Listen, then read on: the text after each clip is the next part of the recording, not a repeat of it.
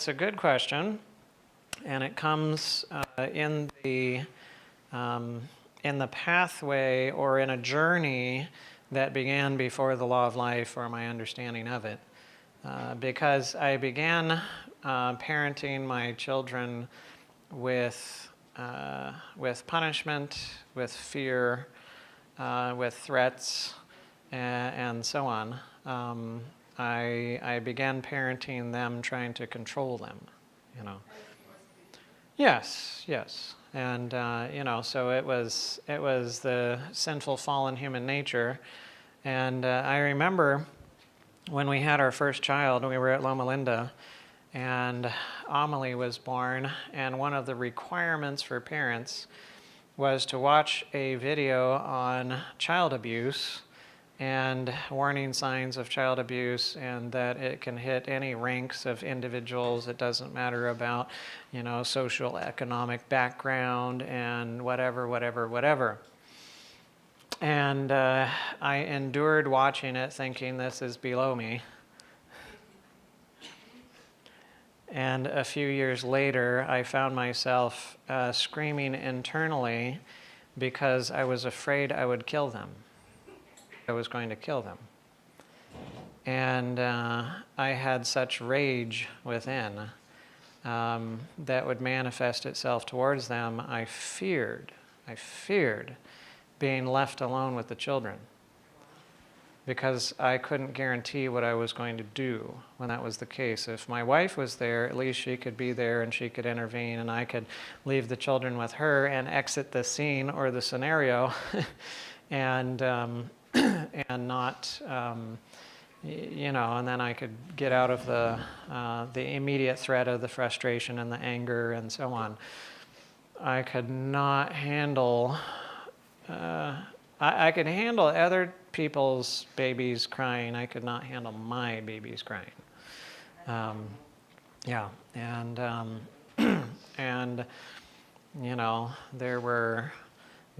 there was unquestionably, in my mind, abuse involved in my earlier parenting with the first two, especially when they were younger. But it was, I'm trying to remember.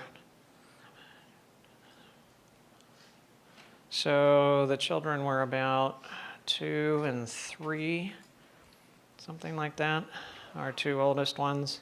I think they were 2 or 3, and that's when, I give my story about my problems, my addictions, all of that kind of stuff, and the crisis hitting, and me, being ready to leave the family, and so on. Well, the relationship with my oldest daughter was horrible. She wouldn't want anything to do with me. Anytime I was there to take care of her, she was crying and screaming, and she wanted mommy, it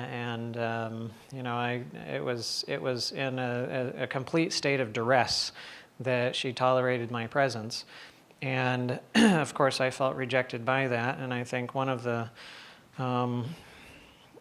things that played into it, looking back, is that my wife, of course, was my source, of course, and she was my greatest source, and I come from a divorced home.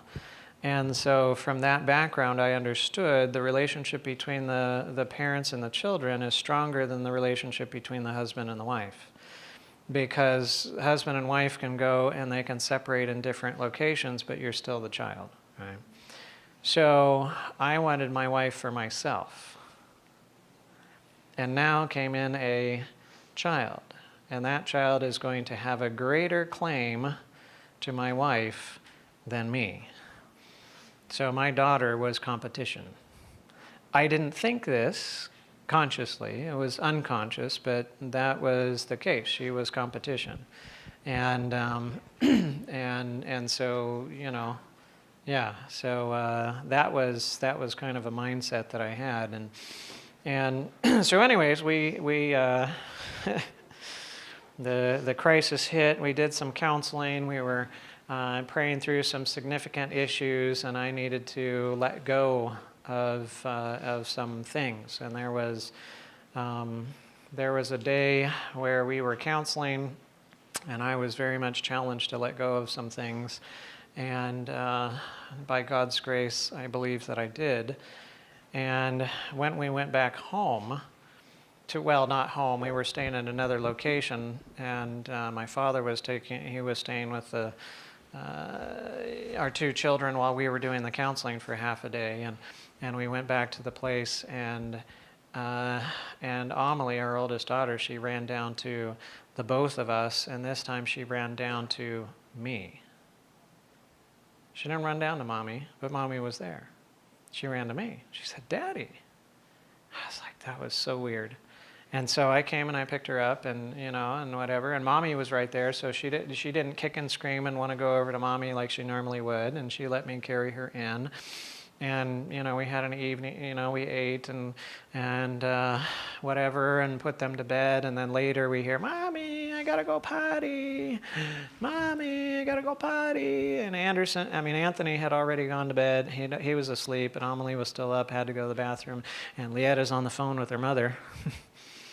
And she's like, I'm like, oh, great, I know that what this is going to, I go up there, I come around the corner, she's going to see my face. The first thing she's going to do is start screaming and crying because she wants Mommy, and then she's going to wake up Anthony, and then Anthony's going to be crying and screaming, and then we're going to be in this whole mess, and I'm going to feel like I'm going to have to kill them. And anyways, I went up there around the corner, and she saw me, and she said, "Daddy."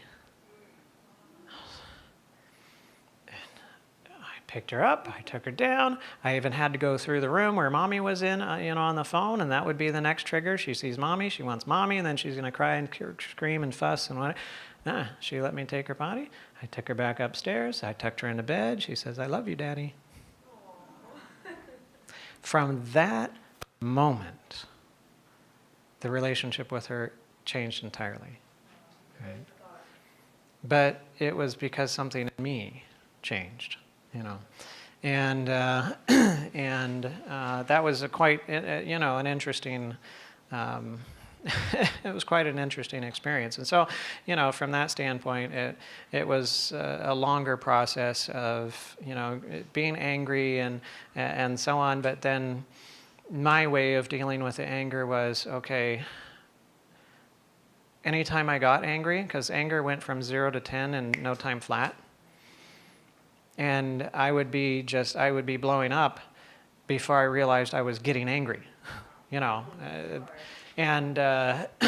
so I never recognized a trigger. I didn't notice that I was escalating or anything like that. It was just, once I was there, then I could tell I was there, and so I basically told God, and I had a bit of free time on my hands at that time. I was working part-time. I said, "Okay, God, every time I realize that I'm getting angry or I am angry, I'm going to exit the situation. I'm going to walk, I'm going to pray, I'm going to talk to you, and I'm not going back into that situation until I'm calmed down and I think I can go into it without blowing up again." And so sometimes it was a half an hour, sometimes it was 45 minutes, sometimes it was an hour for me being out there with God until I, praying and talking to Him and so on, and then I could go back into the situation. And then a little while later, it was probably, weeks later, I kind of recognized when I hit an 8. And then I went to 10 and I blew up and whatever. But when I was praying and talking with God, I was like, oh, I actually recognized an 8. This is good, right? And then another time I recognized when I hit a 5, and then I recognized when I hit a 2.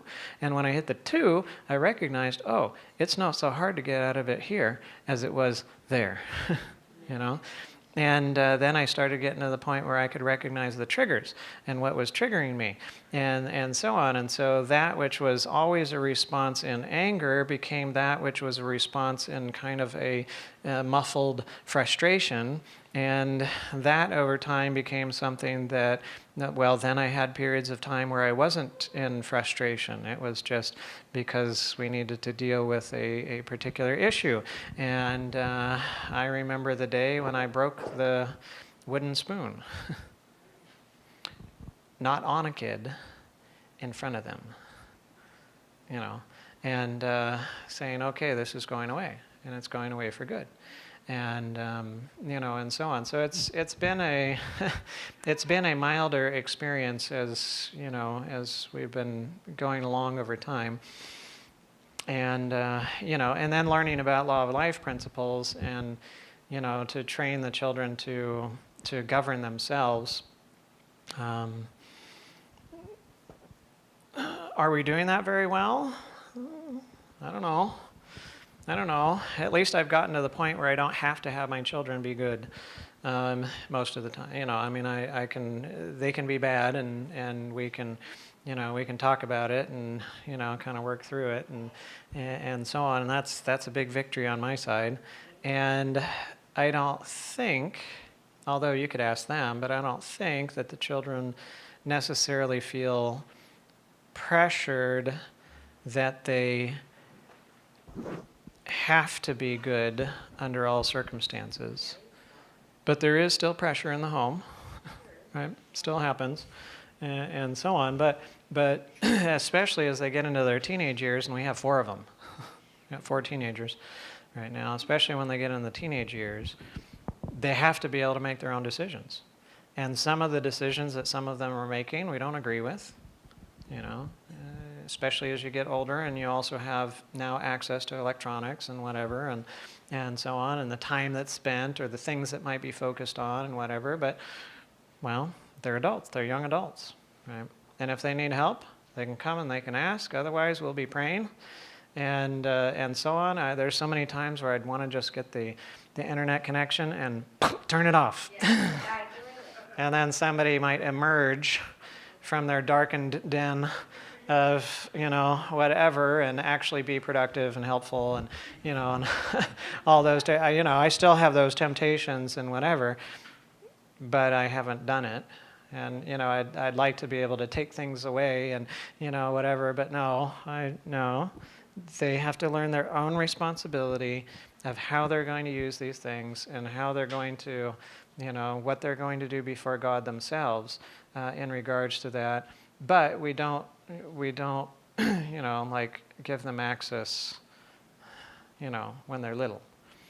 Like, none of them got phones, and it was a non-internet phone until they were 15 and going to Youth for Jesus program, which required them to have a phone for communication because they're doing call portering, and you got to be able to get in contact with the person driving the van, and they got to keep tabs on the kids and whatever. And so that's when they got their, whatever. So they at least have a certain ability to think and to reason and so on and so forth. But can I share the?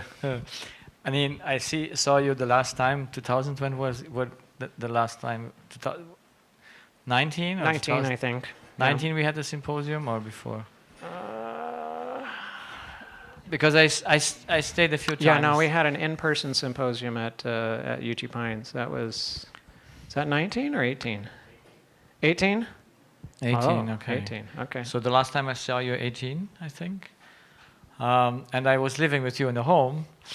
Yes, and I am very, very pleased to see that the situation is very relaxed with the children. Yeah, because I remember how it was when I was there.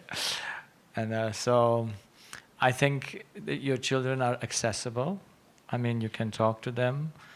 And if a child is accessible, that's everything you want to, to have them guide themselves, to talk to them, And sure, they must go through their own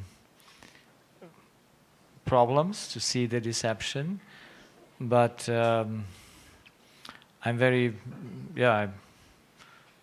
very happy for what I see, and also how I could talk to Anthony, and the 2 little ones are very nice kids. I mean, I really like them, how they interact, because I just see 1 or 2 times, and then how things work, and I see you and Lieta more relaxed than you were back then. I mean, it's just faces are shining, I know it's If time would last, I think we'd be great grandparents. Yeah, by then you have it figured out. Yeah, and they're not mine anymore. We're not being recorded, are we? Are we on? We are streaming? We are streaming. I just wanted to say that I had the pleasure of having Dr. Mark and Leetta stay at my home with 4 of their 6 children, and it was a very pleasant experience. And the children are well behaved. I see they're asked to do something, and they don't do anything with a grudging spirit and moaning and groaning, and they help each other. And since I've been here, I was telling Dr. Mark, I especially like the way that Anthony takes care of Anderson, the oldest boy, takes care of the youngest boy and has him on his lap, or, makes sure that he's behaving and helps him when he needs help. And it's just, it warms my heart. It's a very good experience, and you can definitely see that it's the Lord's work, because we're human, and it would not be this way without God.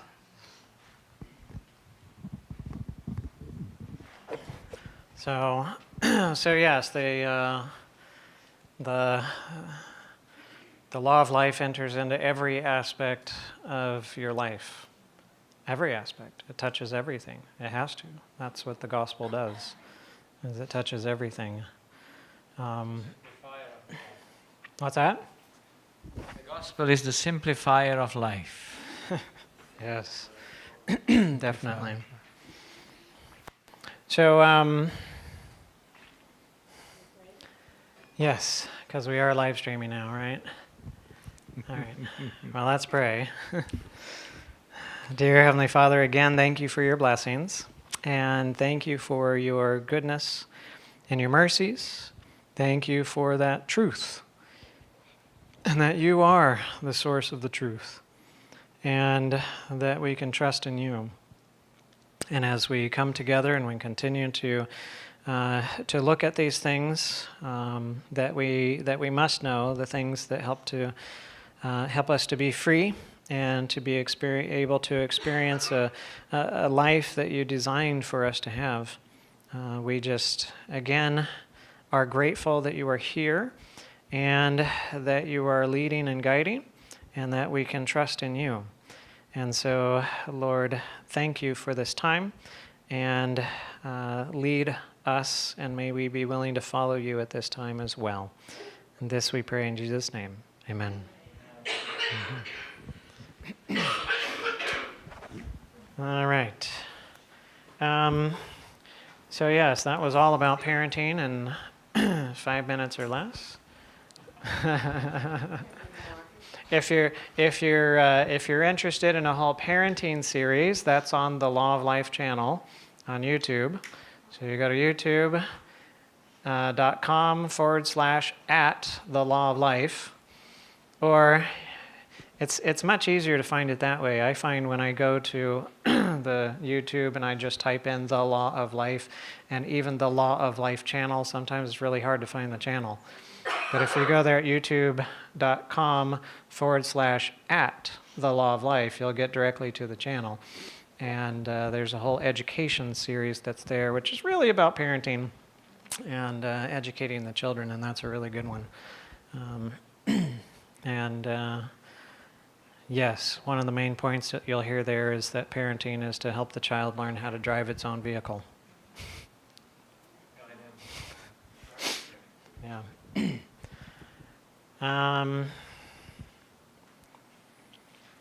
All right. Yeah, all right. Run on the fly. What direction do you want to head next? Go to bed. Yeah? Okay. All right.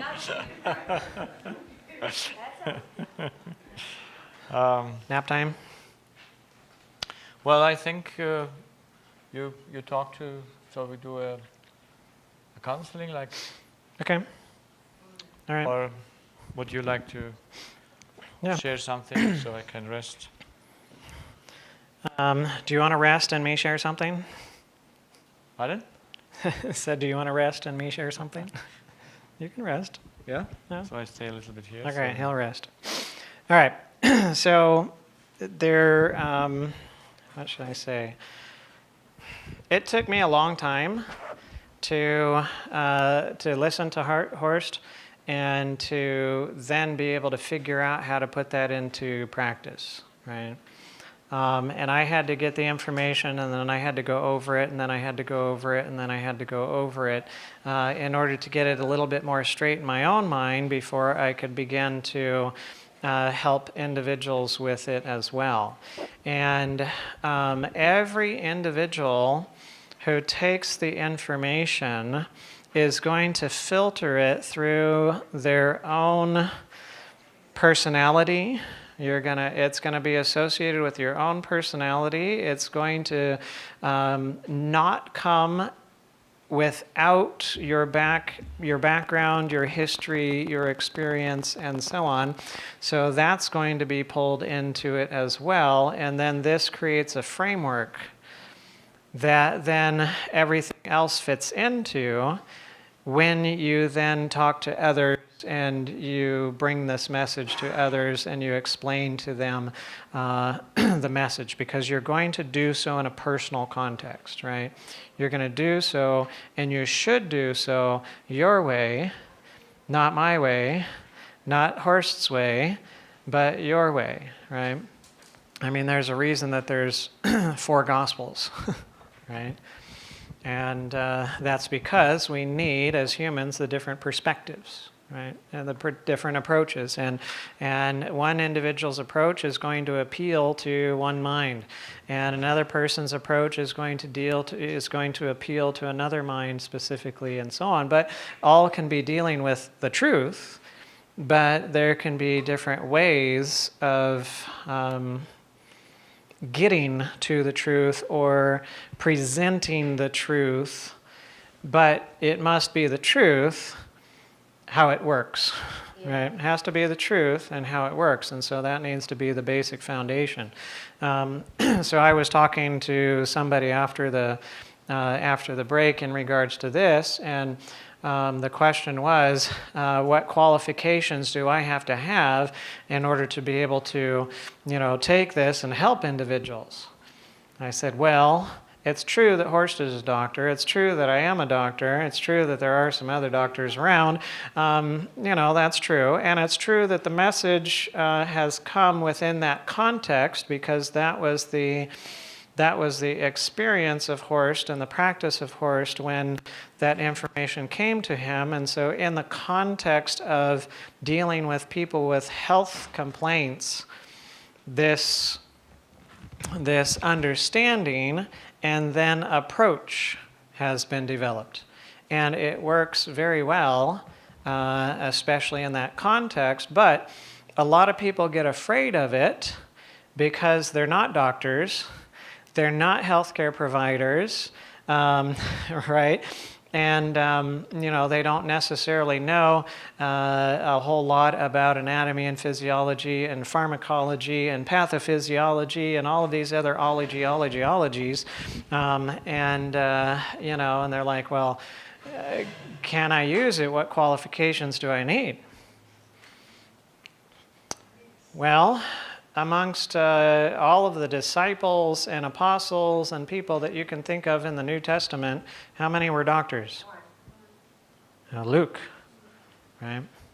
But you had fishermen, you had tax collectors, and you had zealots, and you had, and so on. So the gospel, this is a gospel message, right? It's a gospel message. It's a message that is the good news that sets you free. And the gospel message and the gospel commission was not given to somebody with a particular degree. It was given to disciples, right? Disciples of Christ. He gave that commission to them. And so that's the qualification, is to be a disciple of Christ.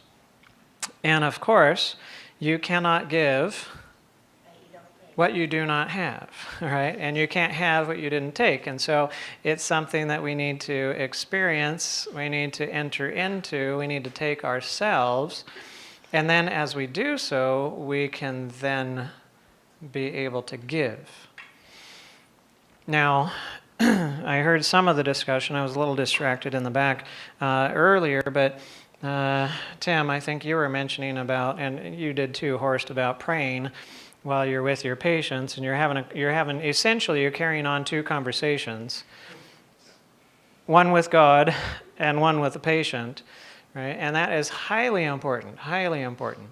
Because when you're dealing with anybody else, well, you need instruction, you need direction, you need to understand, and I say especially, all right, you recognize it more poignantly when you're at the beginning of the process and you don't have a clue what you're doing, right? Yeah. So when I started counseling with patients at UC Pines, I didn't do a lot of it before that because I was in a regular clinical practice, and a clinical practice doesn't give you time. You just don't have time to sit down with the patients and, ask deep questions or anything like that. But when I was at UCI, well, I could spend an hour this time, I could spend a half an hour that time, I could spend another hour over here, and so on. So I could have a lot of time with a patient so that I could sit with them, I could ask important questions, I could, ask them the questions that are likely going to open Pandora's box, and now somebody comes spilling out. Well, you don't want to do that in a busy practice because when they come spilling out and tears come and everything like that, it's like, oh no. There goes my schedule. There's all the patients in the waiting room. They're all going to get frustrated because we're getting farther and farther behind. And if I have one of those episodes a day, the whole schedule is gone. What if I have 2? Or 10. Oh, yeah, or 10, or whatever. Oh, no, can't do that. And but I had time, and so I could ask the questions. But I didn't have a clue of the structure, right? I didn't understand the structure. I just knew people had problems. And I knew the gospel was the solution, but I didn't have the structure. And so I knew somebody had a problem because you can tell when somebody has a problem. I just didn't know what the problem was, and I didn't know how to help the problem, or to find out what the problem was. And so I would be praying, and I'd be going, okay, God, I don't know. I know they have a problem. I don't have a clue what their problem is. You need to help me. You got to help me, help them say something that I didn't, that gives me a green light of, oh, okay, I can identify this, or help me to say something that is needed for them to, open up or to get to whatever the problem or the issue is. And I can't tell you how many times I would be talking with a patient and I would say something and I'd go, oh, cool, I never thought of that before. And it was, it was just as if the Lord was using, by permission, he was whispering that to me, and I was speaking it, and then I was going, oh, yeah. And so that became a little tool in my toolbox, and and then I could use that in the future with something else. And so the Lord began to give me this tool, that tool, that tool, this tool, and so on. And I thought I was starting to get it together. And then Horst showed up. And then everything went haywire. And I had to reconsider everything. Now, what Horst is trying to do right now is something that is relatively impossible, and what we're working on, and that is that there are some individuals that have just learned of the law of life barely. And there are other individuals here that have known the law of life for over a decade and have been using it and incorporating it and so on. So how do you teach first grade and university all at the same time in one classroom? So you got to teach some to the first graders, and you have to teach some to the middle schoolers, and you have to teach some to the high schoolers, and then you have to teach some to the university students. And somebody after this presentation was like, okay, well, I understand the words, but I don't have a clue of what's in here. Right? All of the details. That's all right. So he mentions the law, but what's in the law? Or he mentions the structure of the human and what's and so on. Well, okay, yeah. I sit here and I listen to it and I watch it and I'm like, okay, I know what Horst is saying. For the most part, until he says it again, and then he says something else that he hadn't said before, and then I'm like, oh, okay, and which happens every time. And and anyway, so then do you have to approach everything from a health standpoint? No, because not everybody has a health issue, right? But this is understood in a health context, right? It's understood in a health context with patients that are dealing with physical disease and so on. But you might have somebody that doesn't have physical disease. What are they struggling with?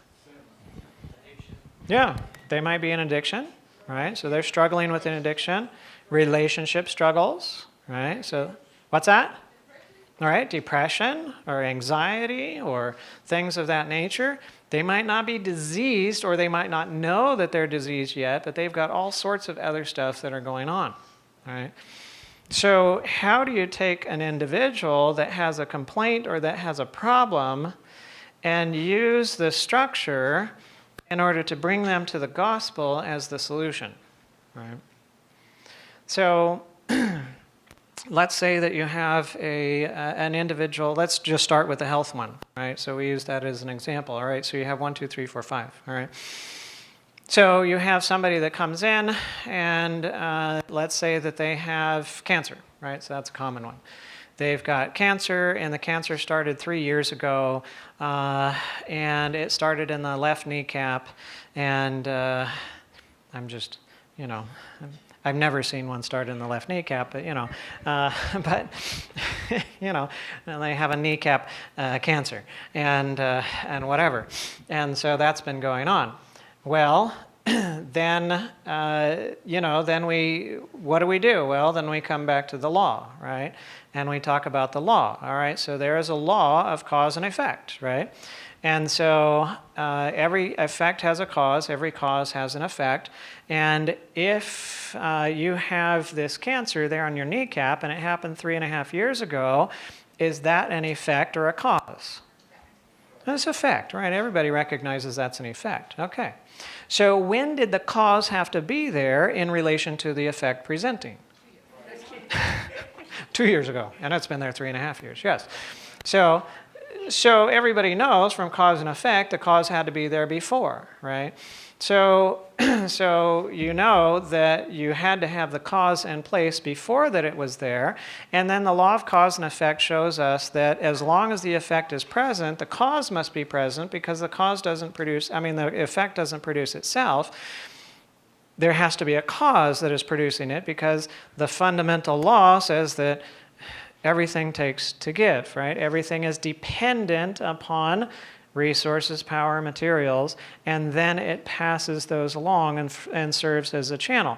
So there is a dependency, there is a need, something that must be fulfilled in order for the effect to be there and be produced. So the cause had to come before, and did the cause come from inside of the thing or outside of the thing? All right. Okay. Right. So if the cause is providing the materials, resources, power, and then the effect is produced, is the cause coming from inside the effect or outside of the effect? Outside, right? So obviously the cause had to come from outside of where the effect showed up, right? And it had to be there beforehand, and as long as the effect remains, the cause is still there. So we're looking for something that was there at least 3.5 years ago, and that's still there, right? That's still there. So what's the structure of the human, right? So how is it that a human functions? Now, if I'm in a different context than Horst is in a very secular environment, right? So he's dealing with a lot of atheists and esoterics and so on and so forth. I've lived in the southern United States and been learned this and practiced this in the southern United States, which is a very religious, Christian-oriented area and location, and so there's a lot of proofs that I can skip because there's a pre-knowledge that the population has. So how I usually go to that is I say, okay, so you have something going on in your kneecap. Well, something's got to cause that, right? What are the different causes that can lead to your problem, right? And so I'll walk somebody through the causes of disease, right? So you have 1, you have 2, you have 3, you have 4, you have 5, and you have inheritance. You have, I just call it trauma, physical. You have chemicals. You have a question mark here. And then if they're a Christian and they understand it, then I'll just say the enemy. Right? So you have these different things. So, and then I explain to them what is inheritance and how does that work.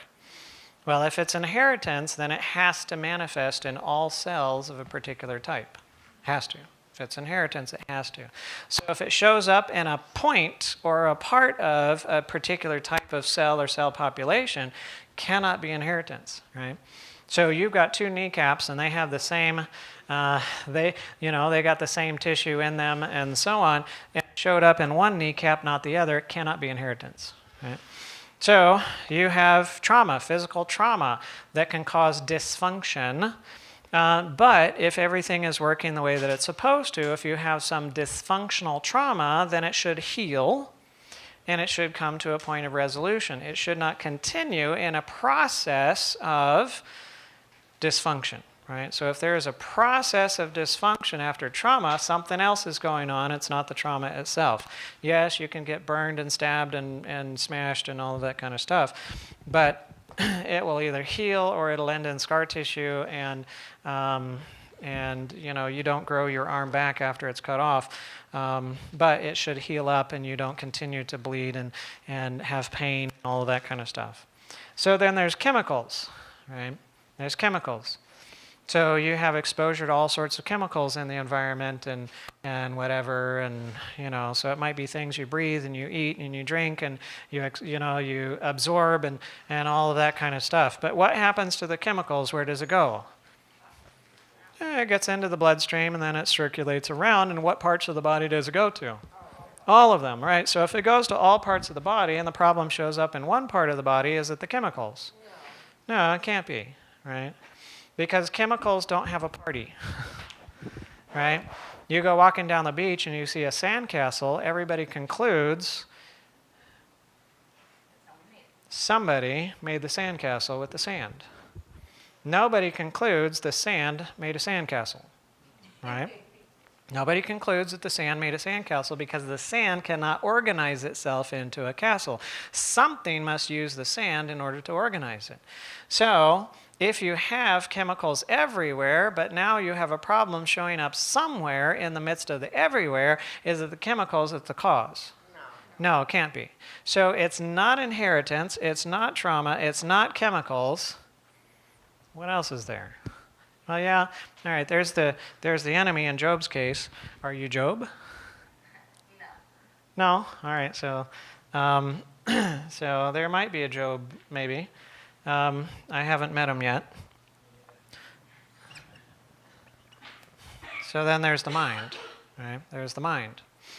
And then we talk about how the mind functions, right? And how the nervous system is wired for every part of the body, has its representation in the cortex. And then we talk about the mind not just being the brain, but also, introducing the topic of the spirit. Sometimes I go into that discussion. I should probably do it more often, but sometimes I just leave it at the mind and I say, okay, well, and I'm usually talking to Christians, so when I'm talking to Christians, I say, okay, well, your mind was created to control your body, and everything that happens in your body is under the control of the mind, right? And if everything in your body is controlled by your mind, what is it that your mind needs in order to control all of the functions of the body the right way? Well, you are created in the image of God, and God is a God of truth. And so the mind was created to function appropriately and control the functions of the body under truth. And as long as truth is what the mind is taking in, then it can control the functions of the body the way that it's supposed to. But if it's error that the mind is bringing in, then that's going to result in dysfunction. Because truth is always in harmony with function, error is always in harmony with dysfunction, right? And so, all right. So that means that there must be something dysfunctional. But now we've got to talk about function, and we've got to talk about how does the mind function, and, you know, what do you bring in, what do you not bring in? How do you evaluate information? How does that work? And so obviously we get to the point that there must be a deception, something that you believe is true that is not true. That is what you are bringing in, and now it's manifesting itself in the body not being controlled in its function the way that it's supposed to. So what is that, right? And so here you take, you take these different things. Yes, you help them to recognize that they have something that must initiate the function, which is the spark. Okay, where does the spark come from? And that brings us to the spirit and its needs. And then you have the chemistry that keeps its function. And now, all right, well, what's the real deal? And a lot of times I'll use a tree analogy to help them get down to that about the leaves being symptoms. And, your pain and coughing, itching, and other things like that. The branches being behaviors. And then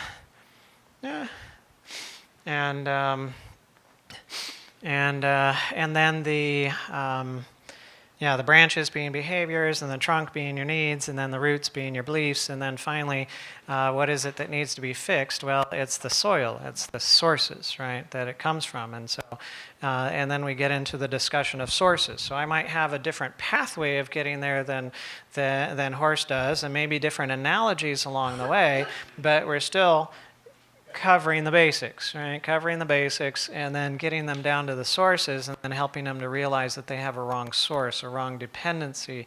There's a delusion or a deception of the mind that they're not aware of, they're not conscious of, they're not responsible for, but it's there and it needs to be fixed. And now that starts introducing the topic of the plan of salvation and what's needed in order to fix an individual from that standpoint.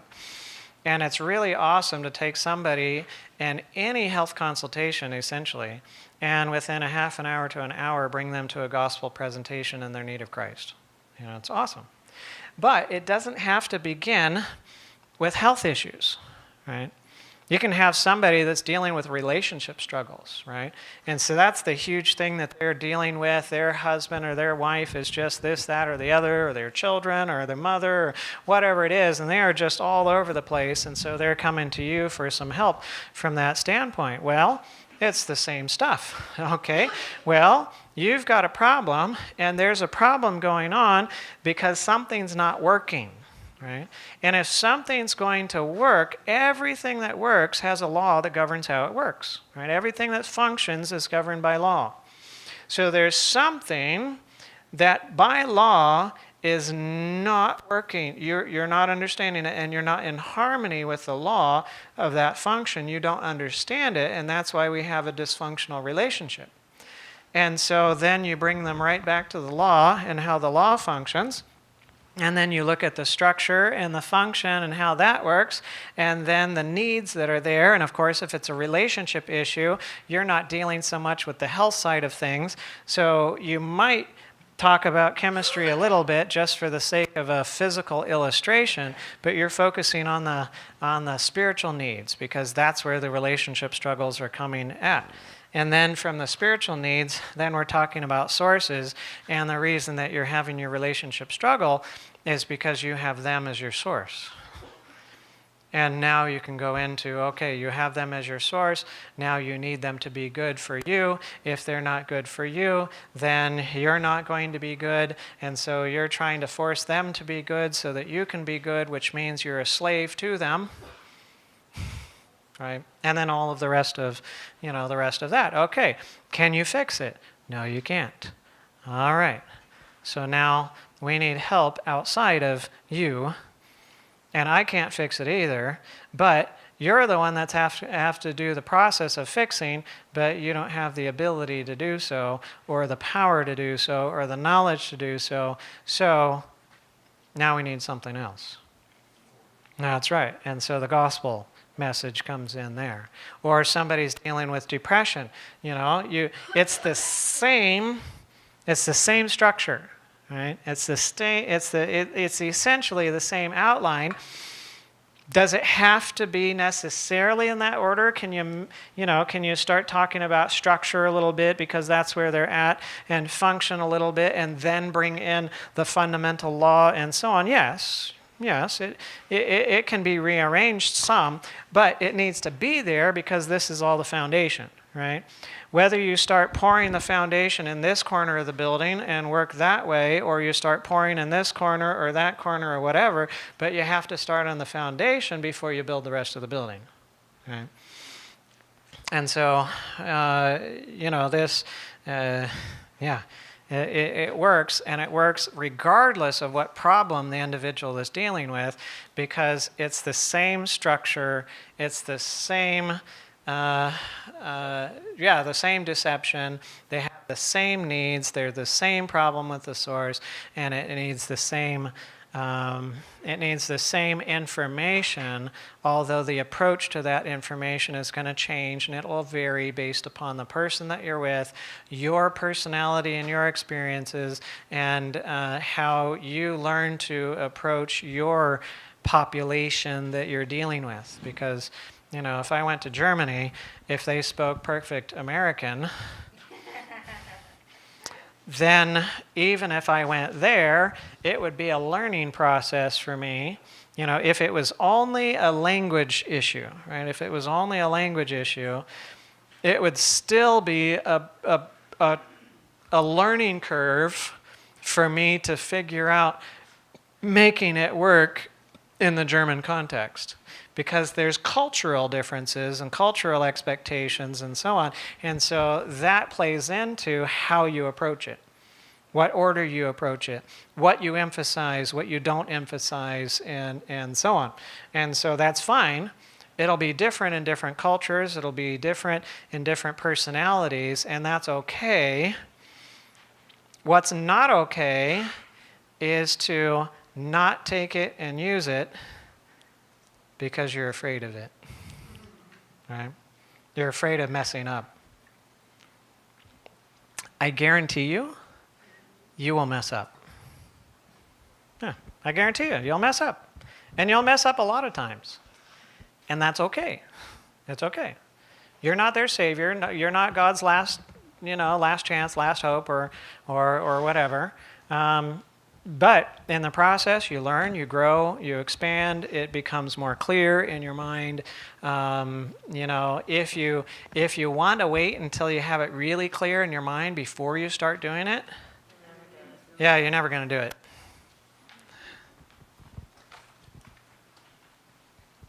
The other thing to remember is that the person, when you screw up, the person doesn't know you did. And the Holy Spirit can fill in the blanks. Yeah. Yeah.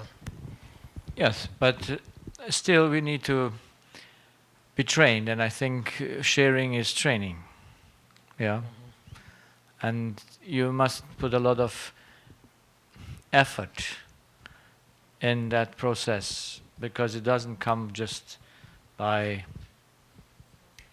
it must be studied, it must be dealt with. You go home and think, why didn't I get through in this patient? Where was the problem? And then you get the next chance. I said to the Lord, I hope all those patients who come to me and I mess it up, you already calculated the loss, and it must be still more gain at the end. And I hope maybe those who I mess up, they are already lost. you know. So it's just for me teaching to know how things are going to work. Yeah. So we are going and we will learn by faults, by doing mistakes. Yeah. I always learn by that.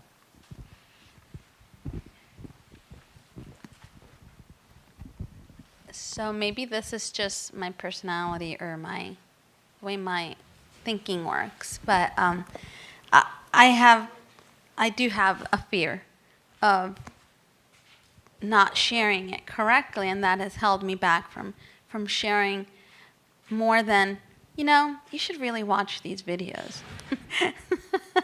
But I do want to be able to utilize this and share it because it's so important. I also think that what Dr. Horst said is so important about the training. When we were being trained, I don't know, we first started, back when I was training, on each other.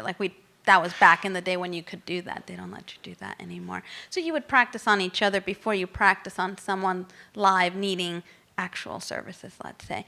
But now, they have the simulators and the models and things like that. Is there a possibility that we could get a little, chance to exercise in that way too? Or is that me just overthinking it?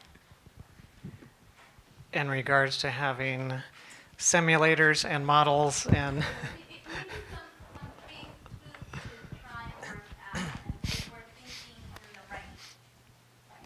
yeah, well, one thing that we were thinking of is actually Horst having a counseling session in front of us now, and just walking through the that counseling process. Mike? I was thinking about your first point, and I missed where you said the cause and effect, inside or outside. I didn't understand what you were saying. I'll let you explain that. Yeah, so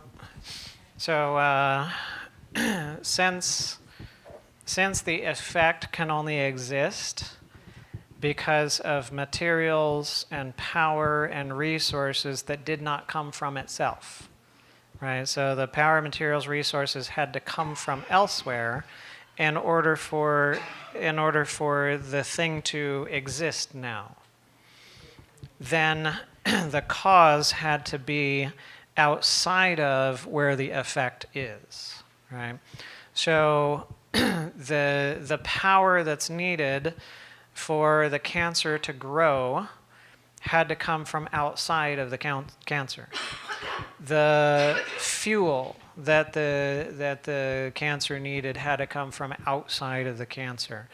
The whatever materials, whatever resources, whatever hormones, whatever chemicals, whatever is needed in order for it to grow had to come from outside of it, right? So the cause is never found where the effect is. The cause is always found outside of wherever the effect is. So if you go looking at the effect to try to find the cause, you'll never find it there, right? So a biopsy can never tell you why you have the cancer.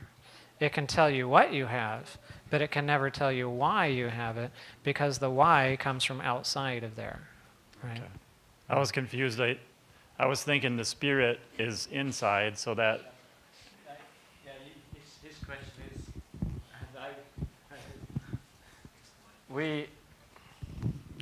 it's sometimes we must specify, comes it outside the body or inside the man? Right. Yeah. Yes. And it must come outside the man. It must come outside the body, but inside the man. Yeah.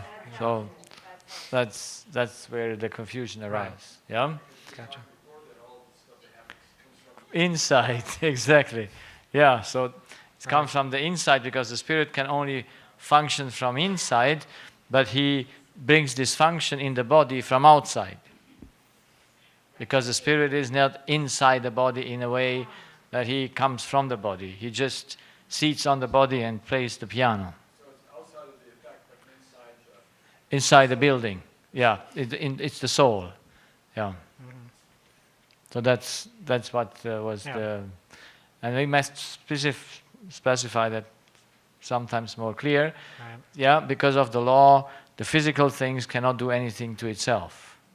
Yeah, and since it cannot do, it must come from outside. But the outside of the body is also the spirit.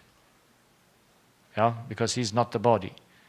If he would be the body, then he would not. Yeah, he would be part of the body, but he's not part of the body. They just work together. Yeah. Pardon? Well, it's not software and hardware. It's good to have that thing, but the hardware, the software is also hardware. Yeah? You don't have in a computer software, I mean, thoughts. Yeah? You just have impulses. Yeah? So that's why the comparison sometimes Breaks down. it's not sufficient. Yeah? But we can use it sometime, but the software is also something that is physical. It's not the software that is a spiritual information. Yeah. Would you like to give us the example of the piano? Well, the piano is the body, and the keys are the brain, and the spirit is the player of the keys. And the piano just responds to the input of the player. Yeah, that's the main, So what's the location of the spirit? it must be on the cortex. Inside the cranium? Inside the cranium, so I mean, he must have a connection to the cortex. Because there are the keys. Because, again, according to the physical things, you cannot govern them from inside. You must govern them from outside. So the cortex is the outside of the human body. Yeah? And every nerve goes outside or inside? Inside. So from outside, everything goes inside. So that's why the spirit must sit on the cortex and somehow pushes the buttons. So you say the piano is the body, the keys, The brain, because and the spirit is the player. He who pushes the buttons, because he makes here an impulse and there an impulse, and the piano just gives the answer to it. Yeah.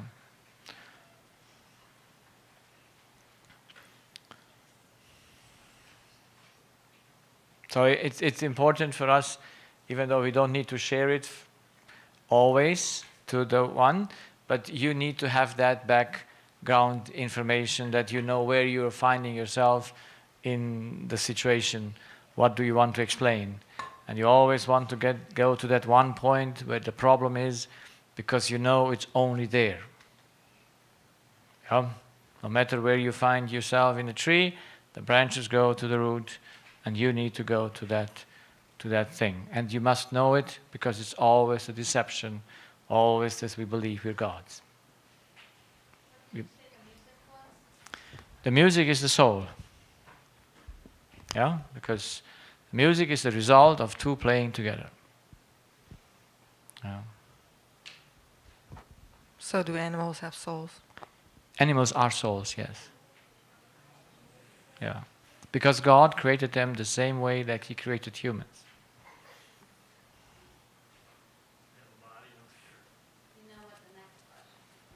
What, John? Yeah, I know that. Yeah, no, do animals go to heaven? No. Animals don't go to heaven, so. Because why do not animals go to heaven? But, I mean, we don't disappoint some children, but. No, I know. Why would be disappointed when a dog is not in heaven? Because it's a love source. You need it for yourself. So if you don't need it for yourself, you serve God, then you don't need to want Him to have Him with you in heaven. Yeah. Because if not, it's dependency. You want to rule over something that's not yours. Is it? It's not yours. So But animals are souls because everything that can move itself must have a spirit. You see, we saw this insect here, the tree, like, how can it? Walking stick. The walking stick. It's really a walking stick. Where is he? They are so interesting. Yeah, well, it's just probably the same one. It's an amazing.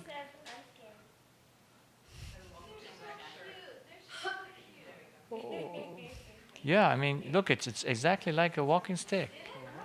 Yeah, yeah, and I never saw one before. She must have a spirit. If not, he could not walk. No, plants have no spirit because but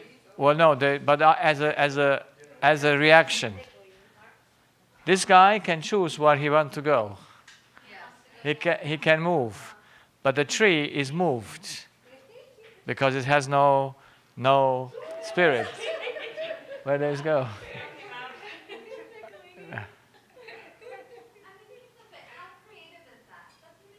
Yes, of course it's amazing. I mean, look what evolution had done. Isn't that a terrible thing, isn't it? That's what people would say. Of course, and he loves beauty.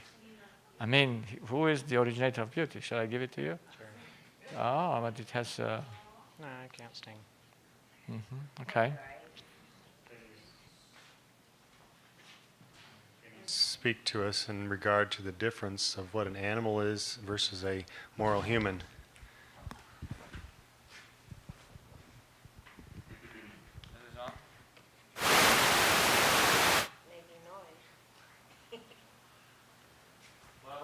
What's the difference?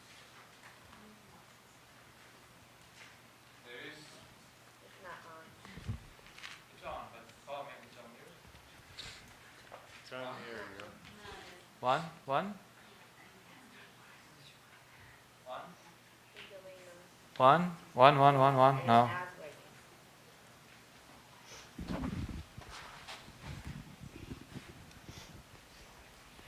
So the Bible is very clear that God made the animals out of the dust of the earth. Yes? Formed them out of the dust of the earth, and implicit, Solomon says that they have a spirit, a breath in them, and it's obviously not the breath breathing. And so they move themselves, so they must have a spirit. But they don't have a moral spirit. That is, the capacities of the soul are laid in his spirit and in his brain. Yeah? Because that's the soul. And we will see once in heaven what is the difference. Is it the brain determining the spirit, or limiting him, so that he cannot function in all its things, or is also the spirit limited to certain functions? So the animals think, they live from love, they can go the right way or the left way, but that a plant cannot do. But the functions even of the animals, the subconscious of the animals is similar to the subconscious of us. Because they also govern themselves according to gain and loss. Going by their needs, because the pattern is always the same.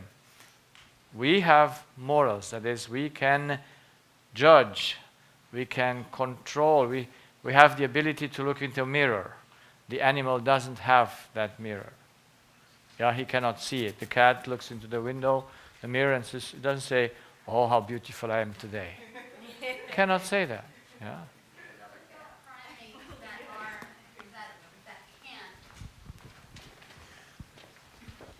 What about those primates that do have that self-awareness, that they can look in the mirror, the chimpanzees and these that look and they get dressed and things like that, and they're self-aware? Well, they can be. to a certain amount self-aware, but they can never choose between right and wrong because they don't know what is right and wrong. Yeah, and yeah, they know when they do something that their master displeases them and thinks they are dependent on them. They are also teachable, yes, to not make problem to their masters so that they don't get consequences. That's why you can train the animal with sweet thing and sweets and treats. Yes.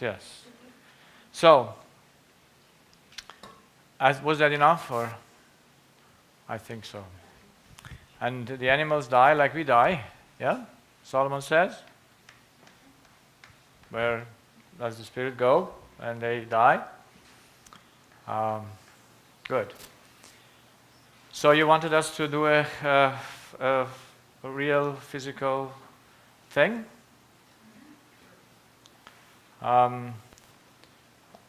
It's always a dangerous thing to do.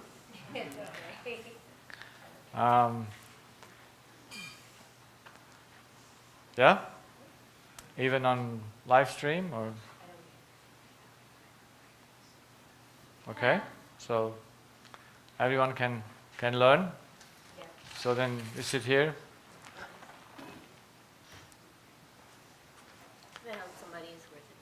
Yes, of course, but I mean, I have to be as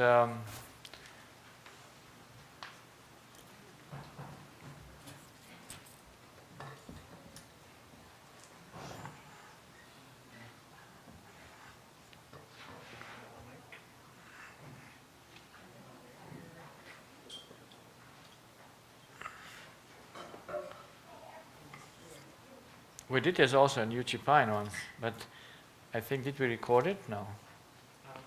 No, because they didn't want it recorded. Oh, yeah. But we did it in front of the...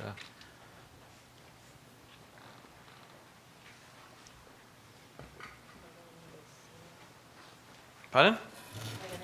No, you don't need to see this. It just, I have to put my notes on the table so that I...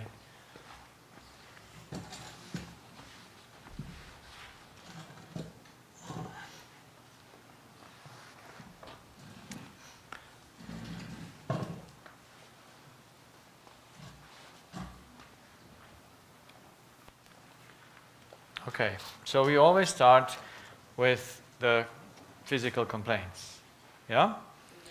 And the first is, how old are you? 53. So 53. And what is your main complaint?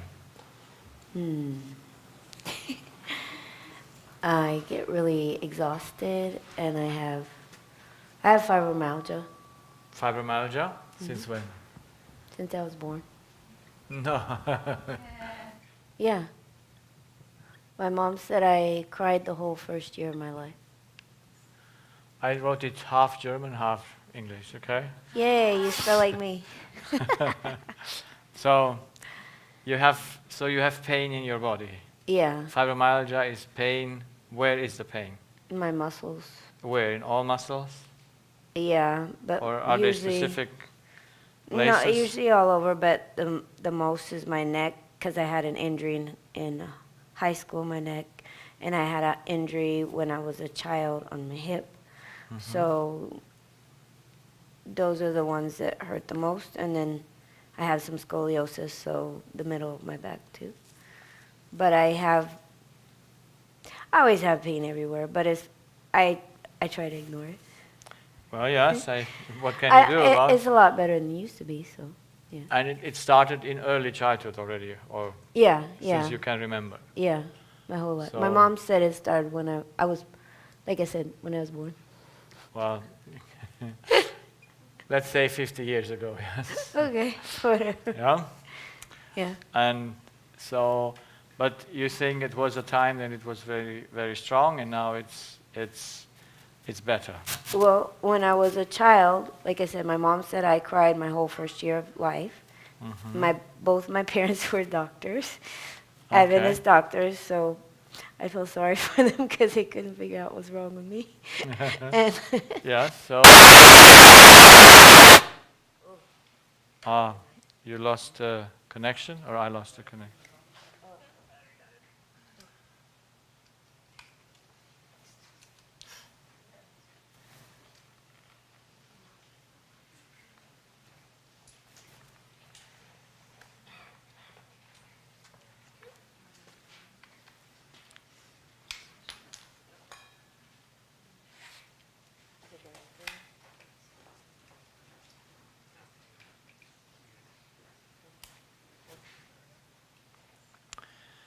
So you cried 1 year, but they don't know why you cried.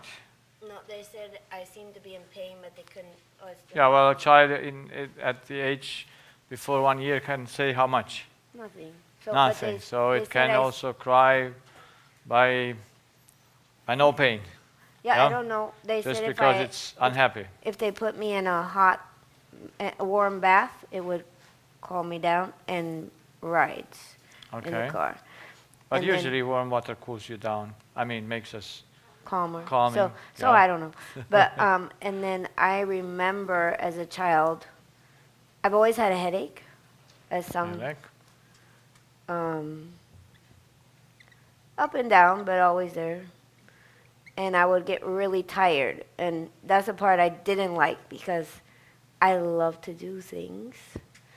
So they said I had trouble sleeping, but I thought I slept too much because when I would get tired, I would miss out on things because I would crash and they wouldn't wake me up. Okay, so did you sleep or not? Well, yeah, I would fall asleep like Sabbath. Okay, Americans, they go to church and then they go home. But I grew up in Honduras, so we have church all day long. All day. Yeah, so they have all kinds of things. So we'd have potluck, go home for a little bit, and we're going to go back to all the things. And sometimes I would fall asleep, and they'd go and have all the fun, and I'd wake up at 9, maybe 10, and I knew everyone was having fun, and I had been sleeping. You have been sleeping, okay. Yeah. So I've been tired. So do you have any surgeries done? Not then, later, when I was grown. in your life? Only when, before I got married, I had my tube side because my brother's bipolar. And they said I could have one like him. So they cut your tube Yeah, so that you don't get pregnant? yeah. Okay. I always wanted to adopt. So just because the danger was that you should have a... Well, I didn't understand the law of life or anything like that. And they said I had a high percentage. To have a child which yeah, and I saw what my brother went through, and I said, well, there's so many kids who don't have parents. Why put, if they're going to go through that? And then we didn't know my husband's lineage because he was adopted. So then when we found his mother when he was 30, we got married at 22. His half-sister is also bipolar, and like my brother. So. Okay, so those, we come to that later, just to have the physical things. So you just have no real surgery, just... No, I've not had anything else, no. Okay.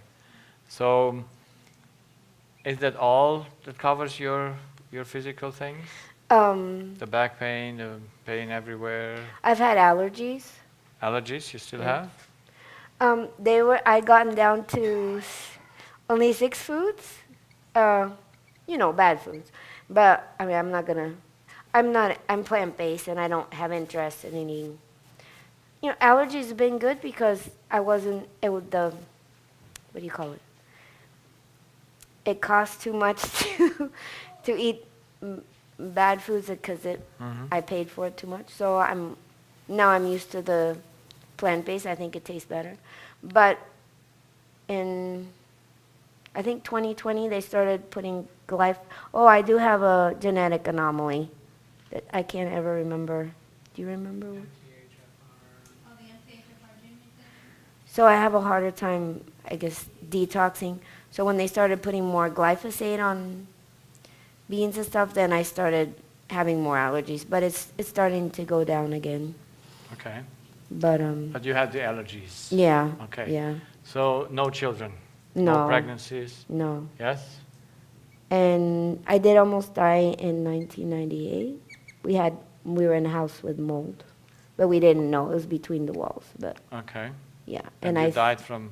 I you threw up was- for 6 months. Everything. 6 months. When was that? 1998, starting in June. No, in June was my last day of work. I was an occupational. 1998. Yes. I was a CODA. 6 months. And then by Thanksgiving, I was throwing up everything. I threw up for 6 months, everything. I mean, you couldn't eat, but you just Yeah. vomiting. Even when it was terrible. But I'm Okay. still here. So, yeah. Okay. But that was only one time. I don't ever throw up before, or well, maybe if I got super sick, but not normal. That's Yeah. the only. So you're still tired today? Well, What are I you? am, but not as much. Like I did the kids. I don't think I could have done that before, like that many hours. Like I did vacation Bible school, I don't know, about 2 months ago. But it was only 2 hours a night, and that made me very tired. But I had them, how long did we had them? All day. and Okay. I'm still here. So I'm tired, but I'm not like, yeah, I'm tired and sore, but it's not, So basically, It could be worse. your main issue is the pain yeah, in the tired. in your body. Yeah. Headache you still get, or Yeah, what? headache you still get, or Yeah, but it's not anywhere as bad. Mhm. I used to get like the kind like migraines, but I haven't had that in a long time. okay, but you had migraines. I used to, yeah. Which side of the head? Do you remember? This whole the whole area, head. yeah. Okay. But I haven't had that in, I can't remember, a long time.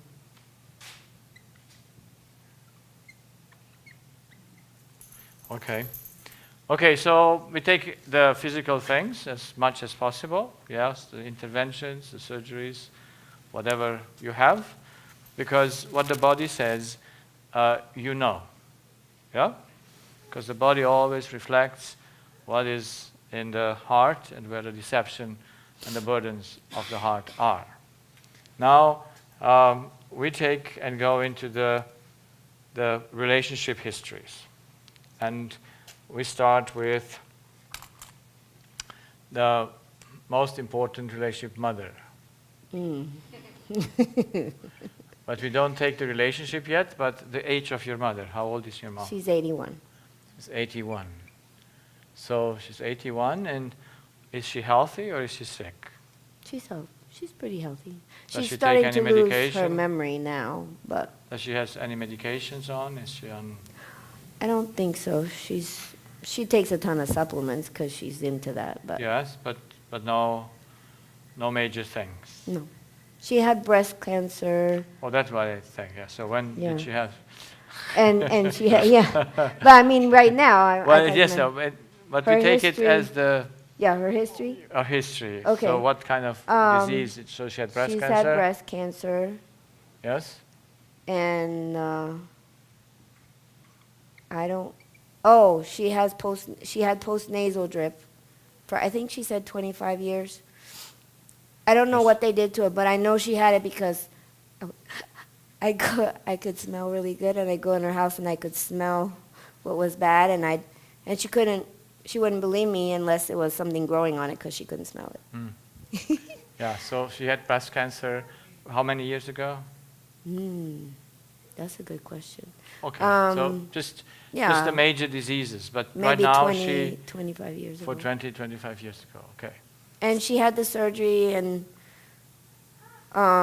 she never stops.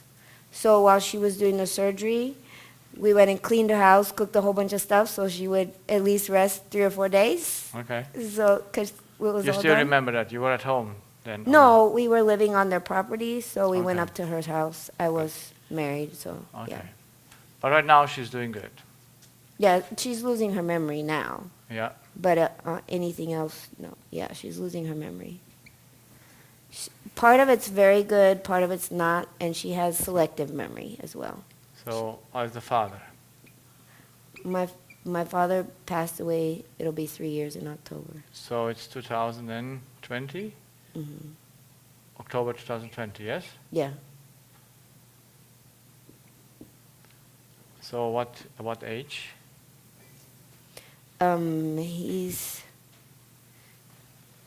He was born in 40, so he's 2 years older than my mom. I know it's an even number. I'm not good at numbers. Sorry. Yeah, there you go. And why did he die? On what did he die? He had TIAs, and then he had a major stroke, and he couldn't do anything for 6 months. He couldn't swallow, but they put They put the pack and Yeah. all this. Okay. So he died from a stroke, basically. Mhm. Okay. If your phone's not on airplane mode, put it on airplane mode. There's a little Can you interference check detection. mine? I thought I put it on there. but- So, how many siblings are you? I have one. One brother, yes? Yes. And how old is the brother? He's 50. 50 years old. Yeah. So he's a younger one, his second born. And you said he's bipolar. He's bipolar, schizophrenic, and autistic.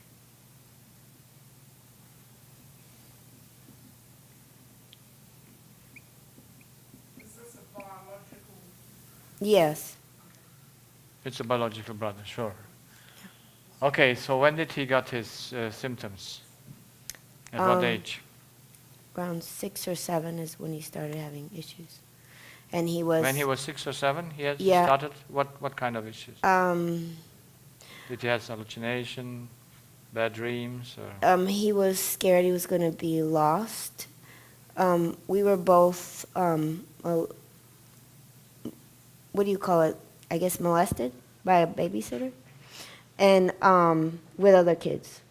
So he was a lot smaller. So that traumatized, I mean, that's very traumatic.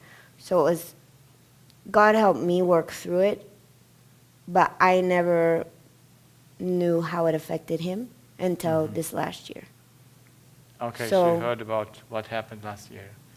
N- But he no, how started it at- affected him, Affected him, in more detail, because I wasn't allowed to. But he was hospitalized When was it the first time? at 10. We came to 10 the years States in 1983, and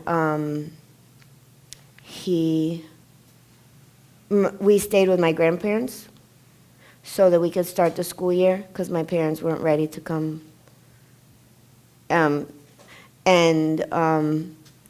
My grandparents they were by a golf course, and they had a big chain link fence behind, and he took the hose and hosed down the people coming by.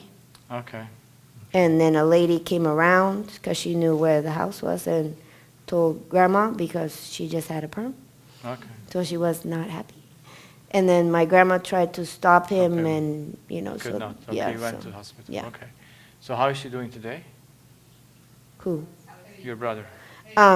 Well, he's doing much better right now, but he's been in and out of the hospital ever since. Ever since, yeah. It's been really bad, but I've been praying a long time for my family, and God sent a couple out of the blue.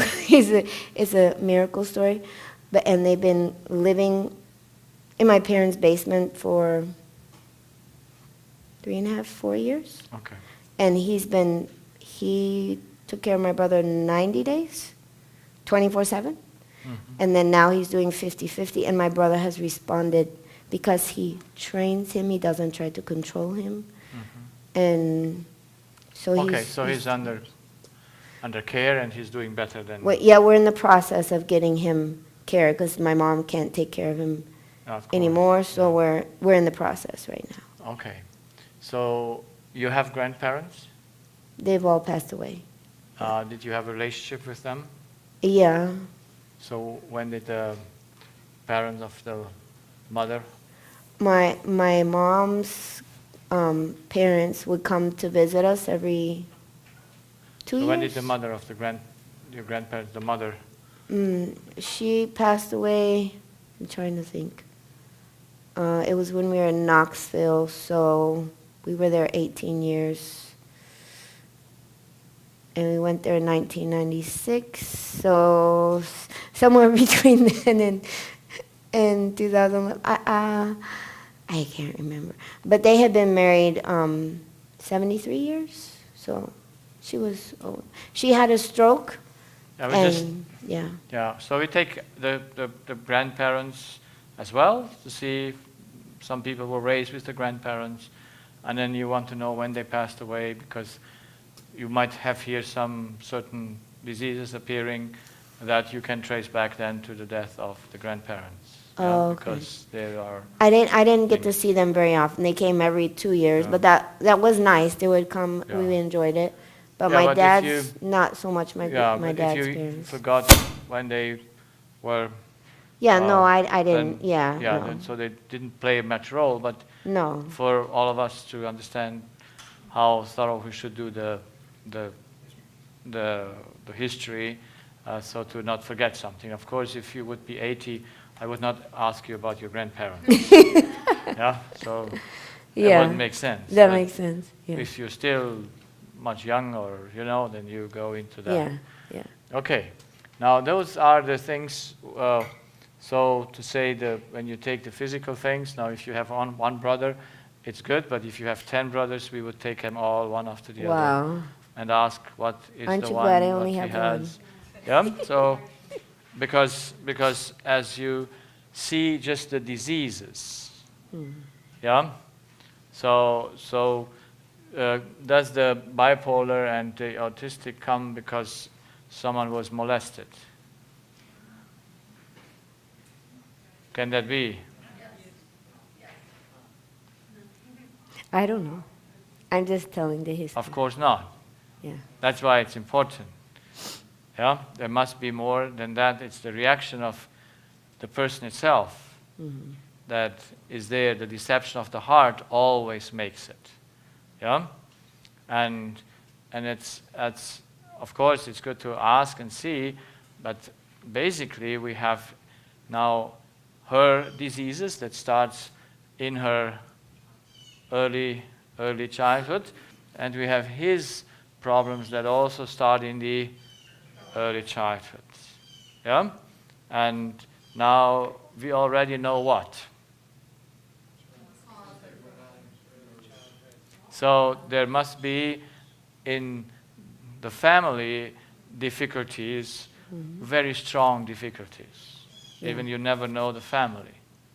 Because the child is dependent on what happens in the mother, and it takes over, like I shared the other night, the dependency. You always know that the child is just reacting to the circumstances, and then you know, okay, there must be something going on. Of course, the child is subconsciously bound, it takes it over, and so we have it, but if we would have 5 siblings, it would come even more clearer out.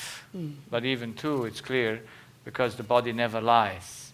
It must give that what comes out first. That's why we take the family history with the diseases. Yes, the breast cancer of the mother also shows that she had a suffering there, which was not simple. Yeah, and she had it before the father died. Yeah, so long ago before, and I don't know if it was in this period of time or not, but it's also very important to see. It was after that.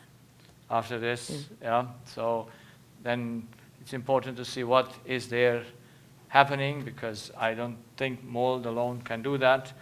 And but it's nice to know, because mold is an external thing, so you can do nothing about it except to Yeah, I mean, move she had the breast cancer after I threw up. And you know which side she had the breast cancer?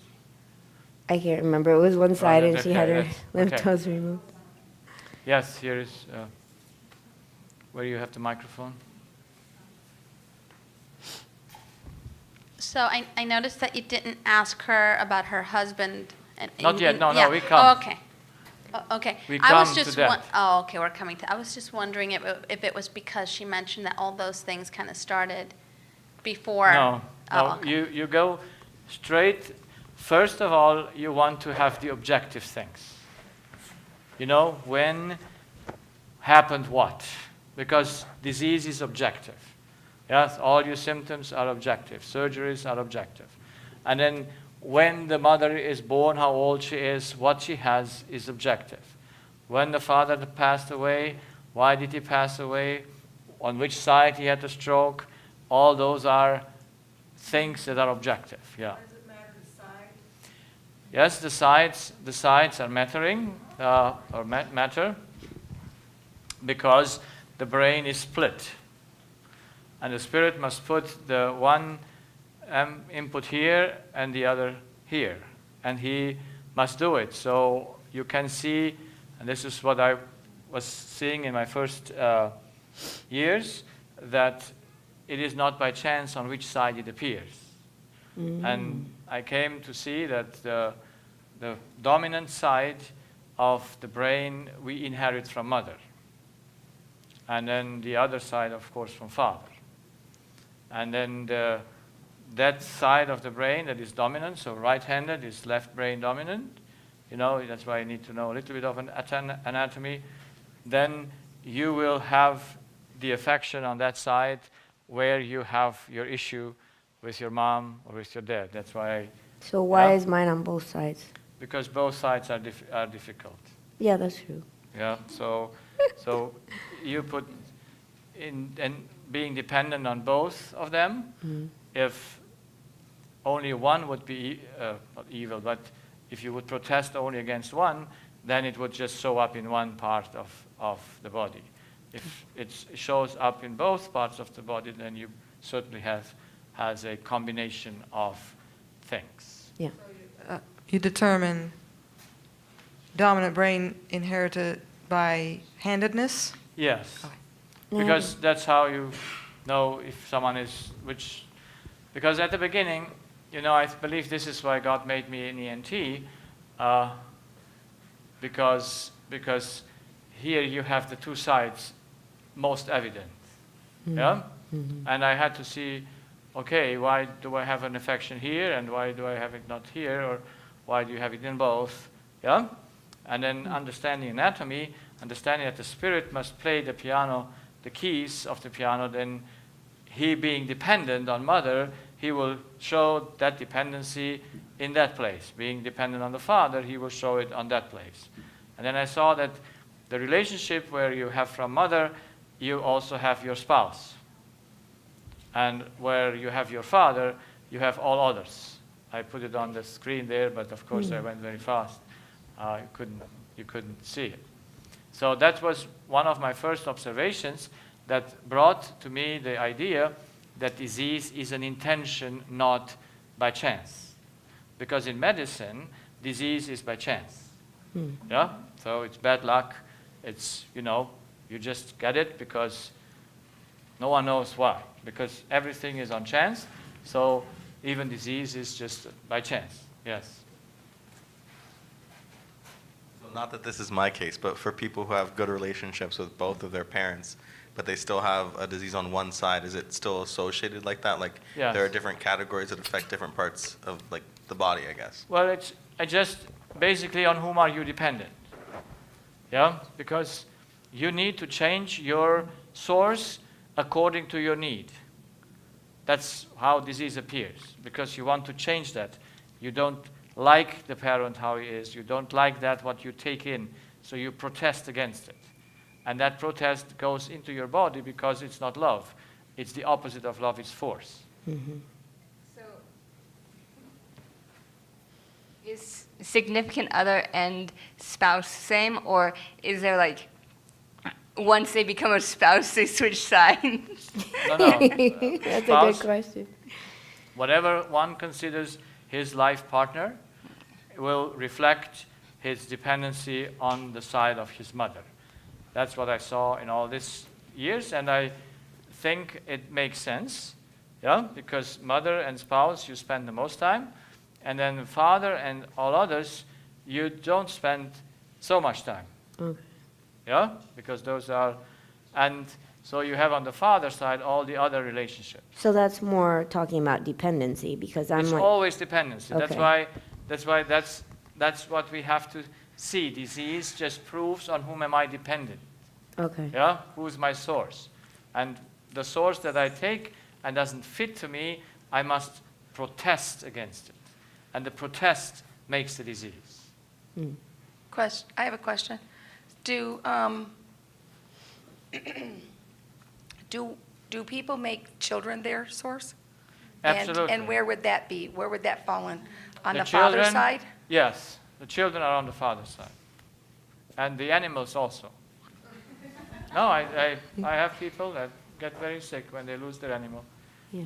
And because it's a love source. Yeah. So if you're right-handed,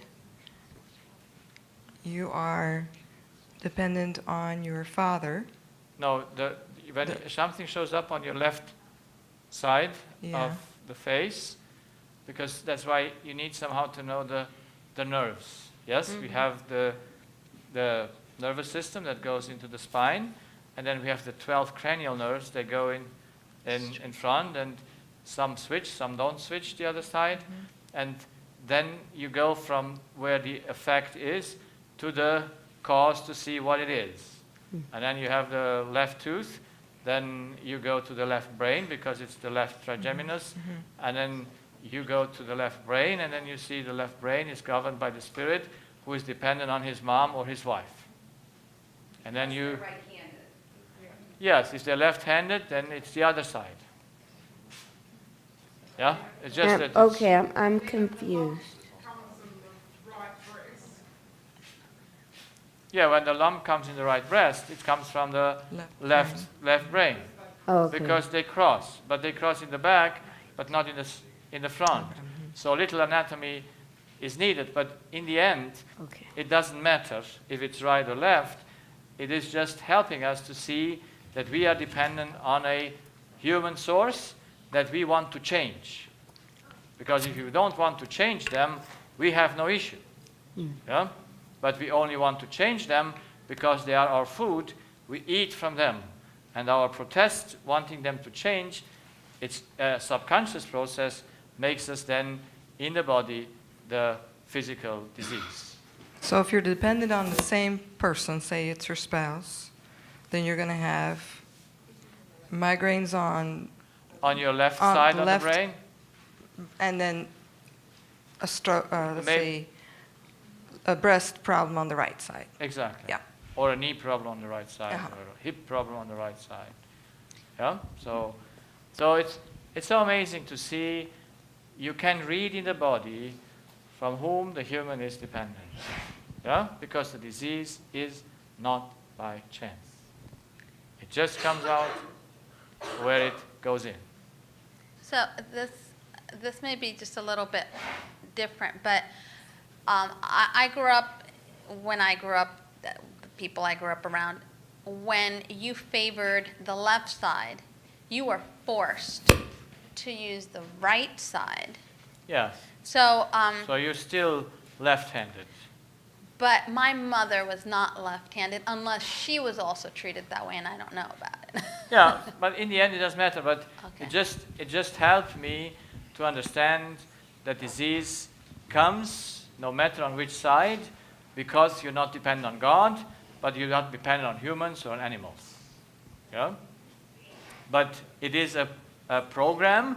It's not by accident.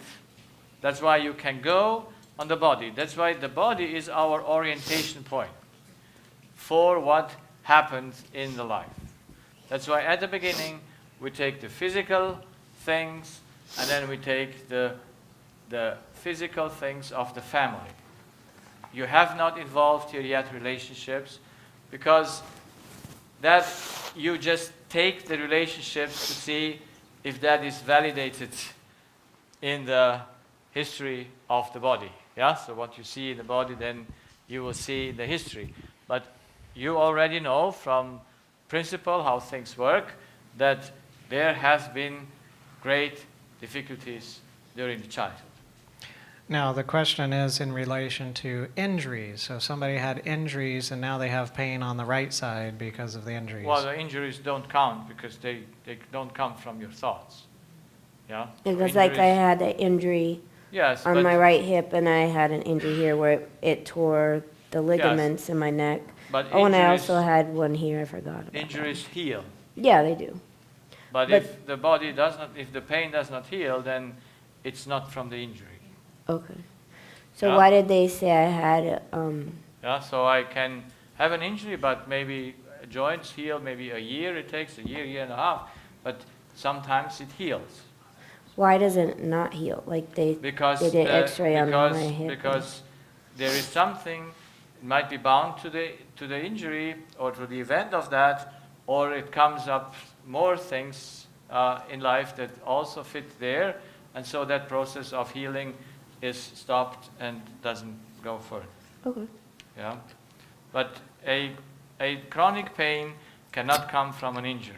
Mm-hmm. Yeah, except you, I know, force that thing again and again, but I don't think we do. Yeah, so the injuries do not count. And if someone fell down with the bike or had some surgeries, I don't put much importance on that. Yeah, because what can you do about it? The event is gone. You can not change anything. You can mention it and see it, and you can ask even, what do you think about that event? Might be the injury, you are still angry because it happened, No. or who has done it to you, and then you're still in a difficulty. Yeah, nobody. So one of the questions during this history taking would be, what handedness are you? Yes, Yeah. yes, very important. I'm right-handed. Yes, so right-handed. But you see, I ask those things when I have a specific side. Yeah. If And mine you was have both, the whole yeah. body, then it is not so important. But if you have a tinnitus on the left side, then you ask, are you right-handed or left-handed? Have you breast cancer on a side, then you ask, are you right or left-handed? Okay. Yeah?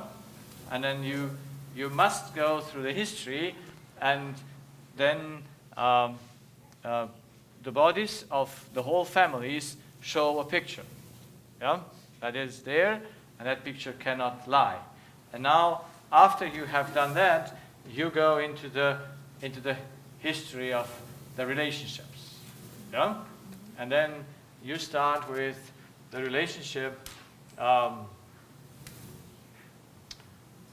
between the parents. So father-mother relationship. How did they got along? See how I can explain it. They were very loyal to each other, but not emotionally connected. My mom was not aware of my dad's needs, and my dad was very resentful towards my mom. Okay, so the thing is, mother is the not so good one, and the father is the better one, but he then just gets resentful because mother. I wouldn't say he was better, but So who did you pity most?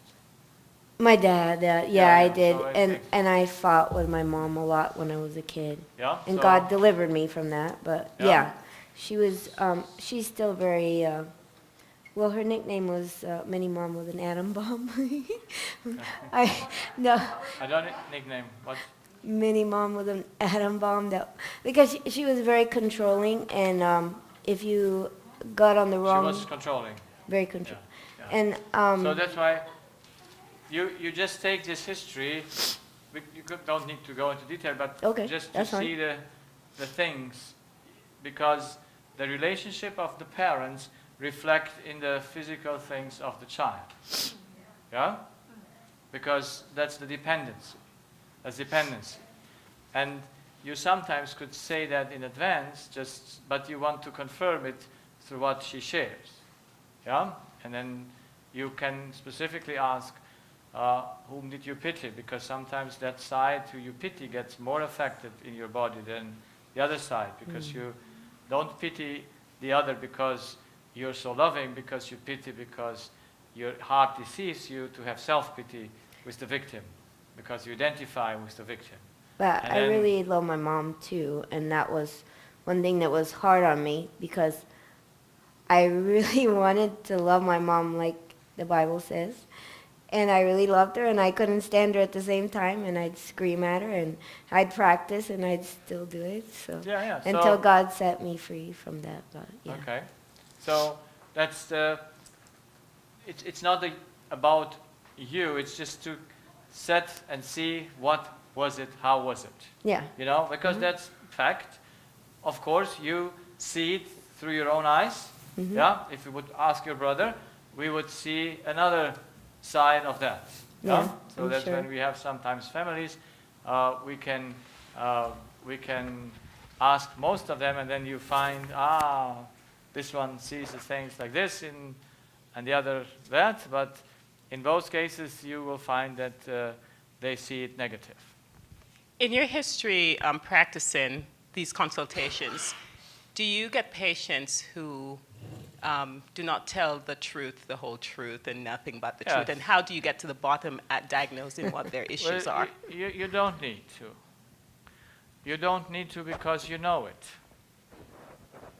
You just go with what you see. When you have a man, a typical man, you come and ask him mother and father, and he has here a lot of issues, and he tells you this, and then you say, how are they getting along? Fine. Then he might say, fine. And then what's your relationship with your mom? Fine. He says, fine. What's your relationship with your dad? Fine. And then you go, what's your relationship with siblings? Everything fine. And then you still go with it, because that's his perception. Yeah? But in the process of then counseling, you find out with the time, because then they open up when you explain them the 5, 6 things, the how you call it? Pillars. The pillars, yes, of the thing, and because with men it's very difficult. It's a miracle that they open their mouths, but and that they come for counseling. It's not so easy. Yeah. Women are more how can I say, open, accessible. Yeah.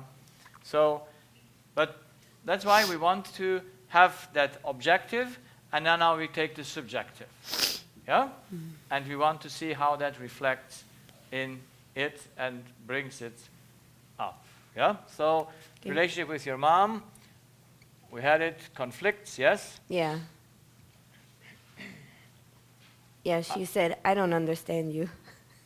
Yeah, so does she need to? No. No.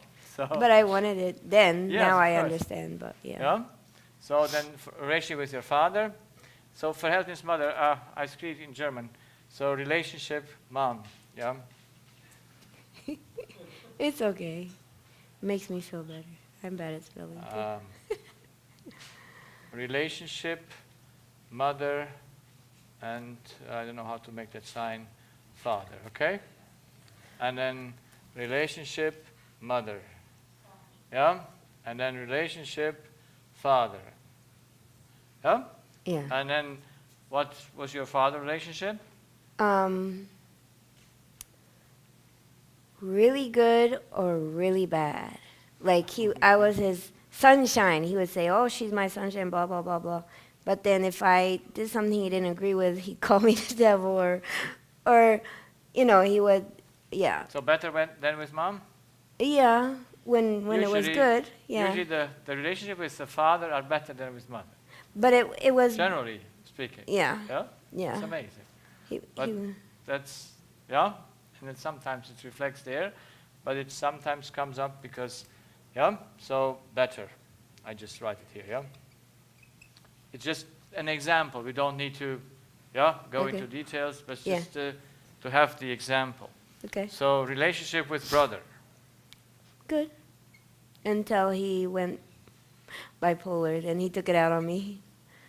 But What? they until we were very close, and then when he had his first episode, because we're the closest, he took it out on me. What means he took it out of you? I mean, He tore up my homework. I don't know. He just was mad at me. I don't know. okay. why. So yes. So of course, through his disease, you could not get better with it. Yeah.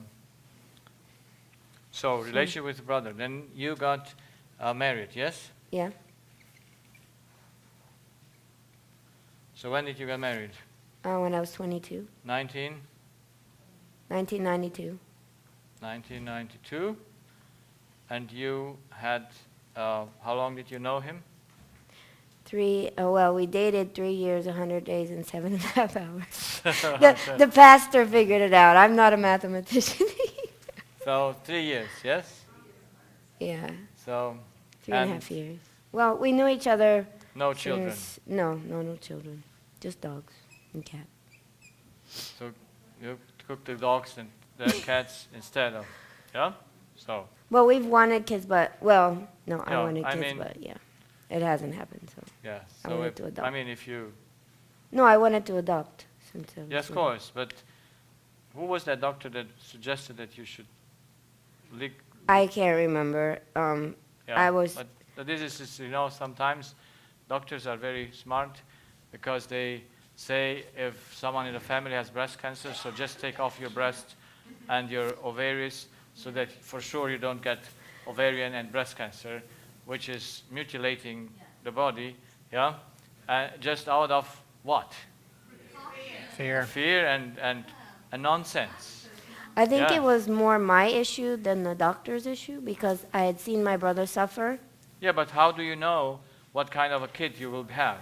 I didn't because know. it's not a genetic, it's not Yeah, I was told it was inherited. genetic. I was told it was inherited. And so Yeah. now I know differently. So, but I was told that, and then it Because- runs in my mom's family a lot. Okay. So I thought it was genetic, so we went by that. Yeah. But if I'd have known differently, I probably would have chosen differently. So how often do you think you would like to have a child? Well, we both have health issues, but if we were better, I would love to have one. I still want to adopt, though. I see all the kids. Yeah. that- So is that a choice or a need? A need. Every woman has the need to have a child. Yeah, I would love to have kids. Yes. If they don't have, they reject it because of whatever situation is there. But usually, and the good thing is, in 20 years, I have seen the life of men in different stages. Yes, you find them at when they're young, and then you have their history when they're older, and then you will see a pattern. They didn't want to have kids when they were young, but they are in the age of 60, now suddenly they are very sad because they have no kids. Well, I wanted to They- have 23. They had an abortion. Okay, I they, did. I changed my they mind had now. an abortion. They don't care about the abortion for 20 years, and suddenly the abortion becomes up, and now it's a big deal because now they miss the child that they aborted. Yeah. So it's very interesting how those things work in the process. In order to diagnose the client, is it, this one in particular, is it important to note whether the decision to have or not to have children just hers, or was it mutual? And when, Yes, of when course. did she decide? That's important to be if it's mutual, yeah. Because if he wants children and she doesn't tell it to him that I have Tied my tubes. then he might be very disappointed, and then he Resentful. has a right to divorce. Yeah, in my case, I always told him I want to have 23 kids. I wanted to adopt or live in an orphanage where we could take care of kids. And I I Yeah, always so- like kids. But he didn't, he was afraid to have kids as well. because he was adopted by a very abusive parents. Mm-hmm. He didn't know his family back, and he was afraid, kind of like what Mark was saying. He was afraid So that you he came would hurt together them. and decided that, yes? Yeah, Yeah. because But why didn't he bind his things? my dad said it would be better for me to do it, and he's a doctor.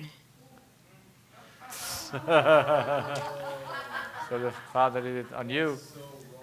Yeah. So, I mean, we are, and this is the problem. We are not aware of the needs of a woman. Yeah, we're not aware what God has put there in a woman. And if we then play games just to avoid certain things, instead of to say, well, we will see how God is leading. But yes, if someone doesn't want it, then he should do that on his own body, and and agree with it.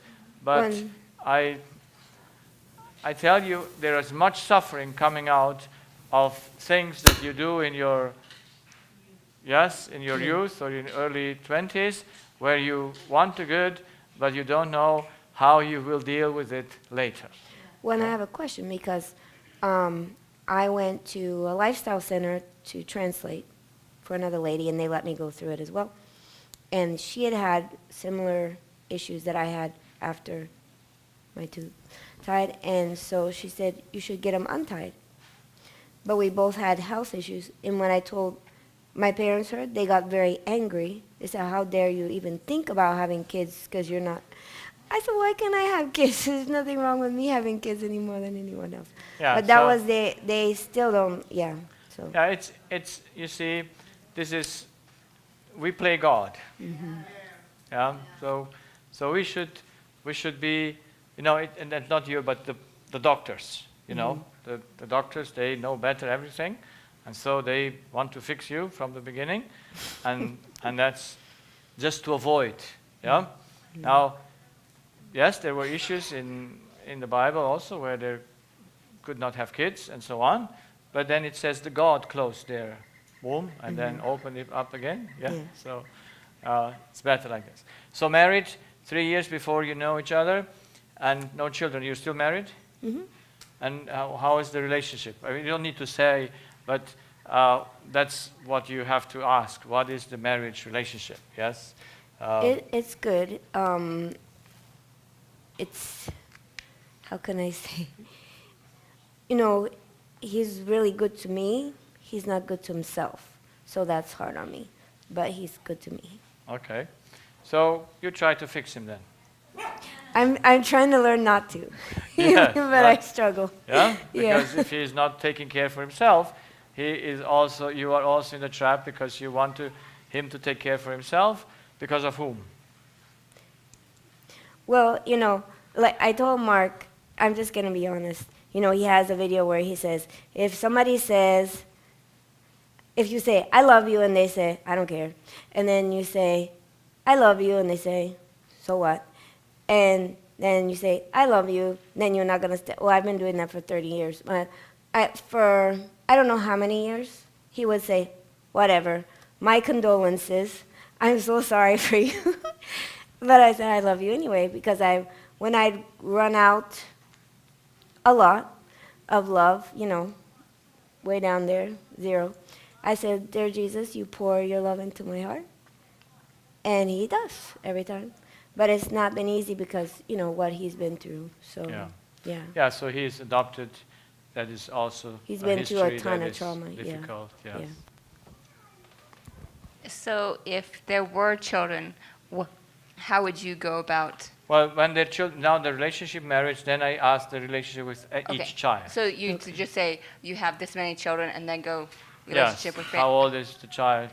What is your relationship with the child? But you will take them here already, or the miscarriages, you put them here because it's all physical, it's all what's there.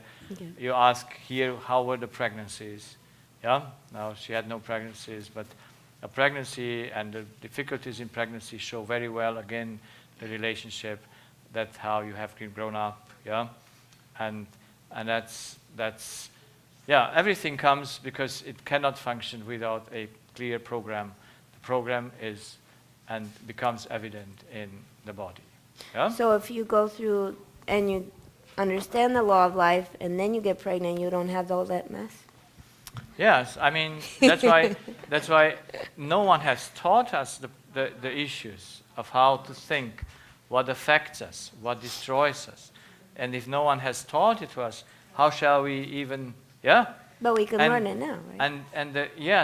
And the most problematic thing is that we had a prophet 100 years ago who told us to deal with the mind because it controls the whole body, who told us that the relationship between the mind and the body should be taught in every school, but there is none today. Yes? It's just a disaster. Yeah? It's a disaster because the mind is, and the way we think. You know, the Bible is full of emphasizing thinking. Yes. But in our religious work, we have no emphasis on thinking, on thoughts, only on doings. Yes. Do not this, do this, and but we do not emphasize on what is going on inside of us. And that's a terrible thing. Mm-hmm. Have you heard of the Rockies? Pardon? Have you heard of the Rockies, Ron and Nancy Rocky? No. We listened to them in 2000, and I said, "Oh, wow, we're really messed up." And then we start to work through our issues. We are like this born, but we want to understand what is going up in our mind. Mm-hmm. Yeah. That's why if I would be a parent, I would ask my child, now what did you think when you did that? Yeah, what was it there that occupied you? But as a free situation, not in a forceful one, and understanding that the child doesn't do that wrong because it wants to. You know, they're just happy, or they're driven by their needs, and now you want to understand it. You want to show him, look, this is how you think. This is how you do the things. And you can start at very early age. Yeah? And then the child would really govern itself in the right way, because they already govern themselves, but they don't govern themselves in the right way. That's true. That's the thing. And we want them to have self-control. We want them to do it, well. But for this, we need to know how our mind works. Yeah. What you were saying there reminds me of Child Guidance, page 398, where she writes that the body should be servant to the mind and not the mind to the body. So there's that, just as the spirit is always, yes, the order is very always clear. And how important it is, as you said, to teach the children this from when they're little. I wish I would have known for my children. Who knows? Yeah. But it's God's children. In the yes, end, so and the Lord will lead that through. It's His laws.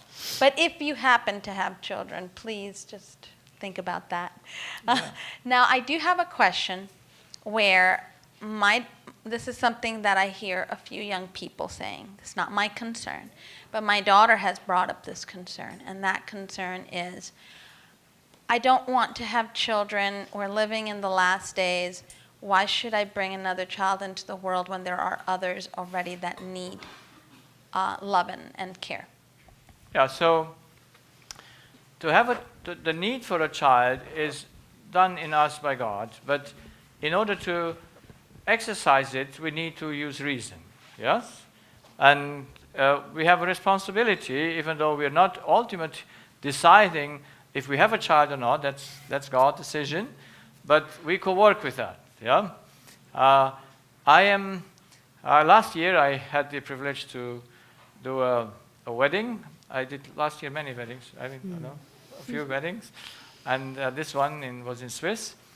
And since I know how great the desire of a woman is for a child, yes, that's an immense thing in a woman.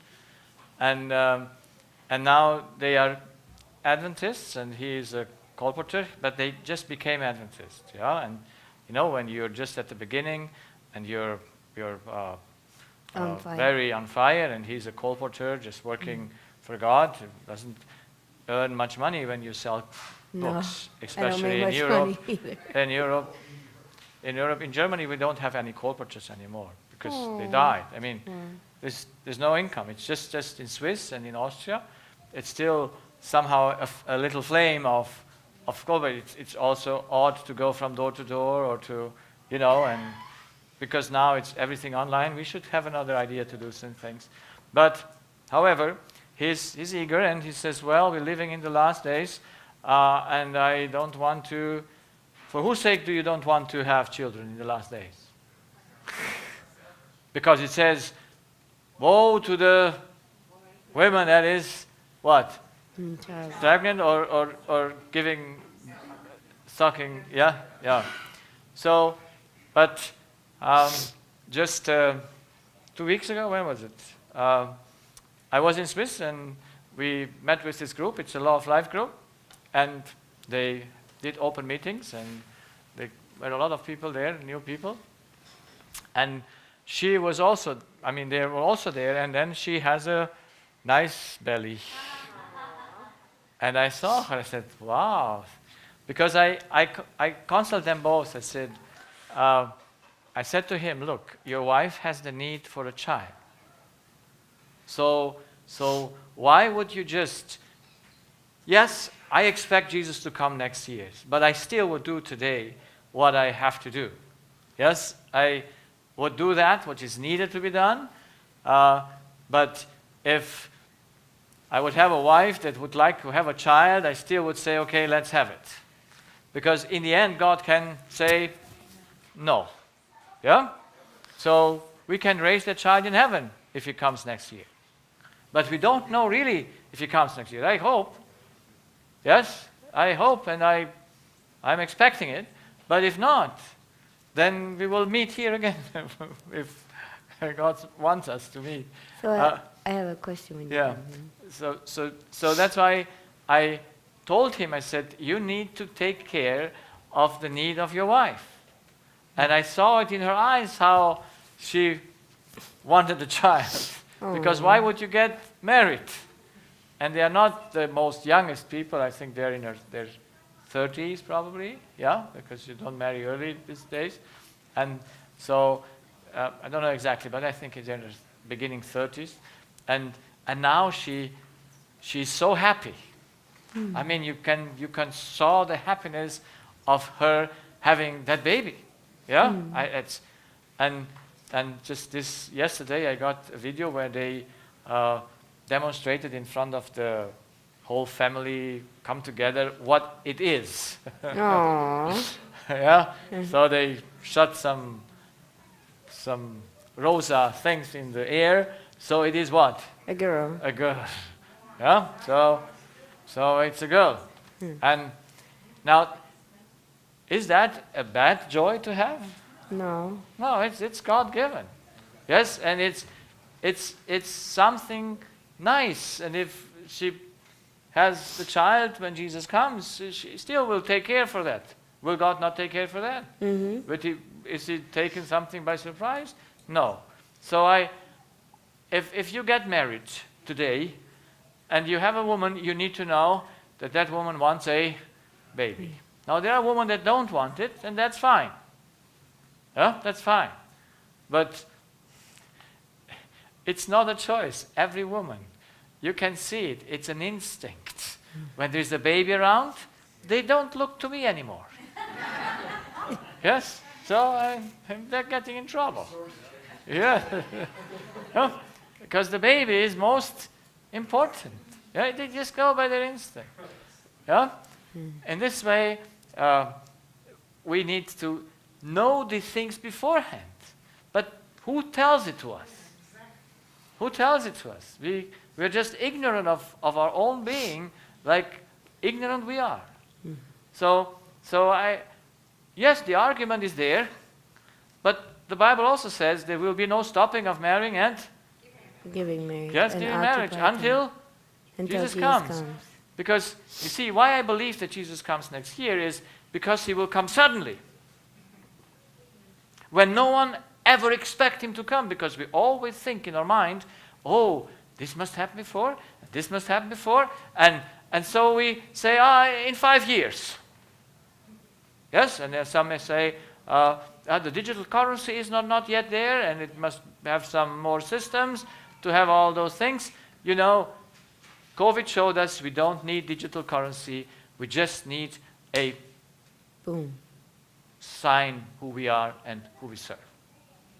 Yeah, you can have all the cash, and you cannot sell and buy anything with the handful of cash, because it will not be determined just by this digital control, because you couldn't go without the code into the shop, at least in Germany. I don't know how it was here. You had to have certain devices where, and they now make all those things there. So the things can happen overnight, because I believe the world is at its end. And when it starts, can be very surprisingly, and I'm just awaiting it. Is it bad to be in waiting all the time? No, I don't think so. Since this crisis started, I know that Jesus is coming, and why would I not be always prepared? Why would I always say, okay, by tomorrow the things might start, and am I ready? Have I solved my problems or not? So we will never prepare for Jesus to come if we put it, he comes in 10 years. We will say, I have still time.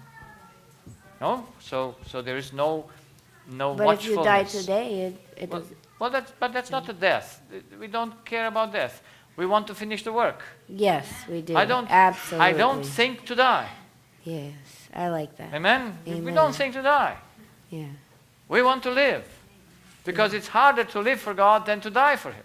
I will live and not die. So we and don't declare the glory of calculate the Lord. death. We don't calculate death. If we calculate we will die, how we will feel. We just calculate what, if we're wrong, we're wrong. But we don't calculate what we don't know, how it will happen. But at least I don't expect myself to die. Amen. It's a better way to think than expecting to die. Yes? Yeah. So, that's the relationships. And now we come at the end of it. I ask the patient, from all the history, I make a conclusion. Yes? And then the conclusion comes and says,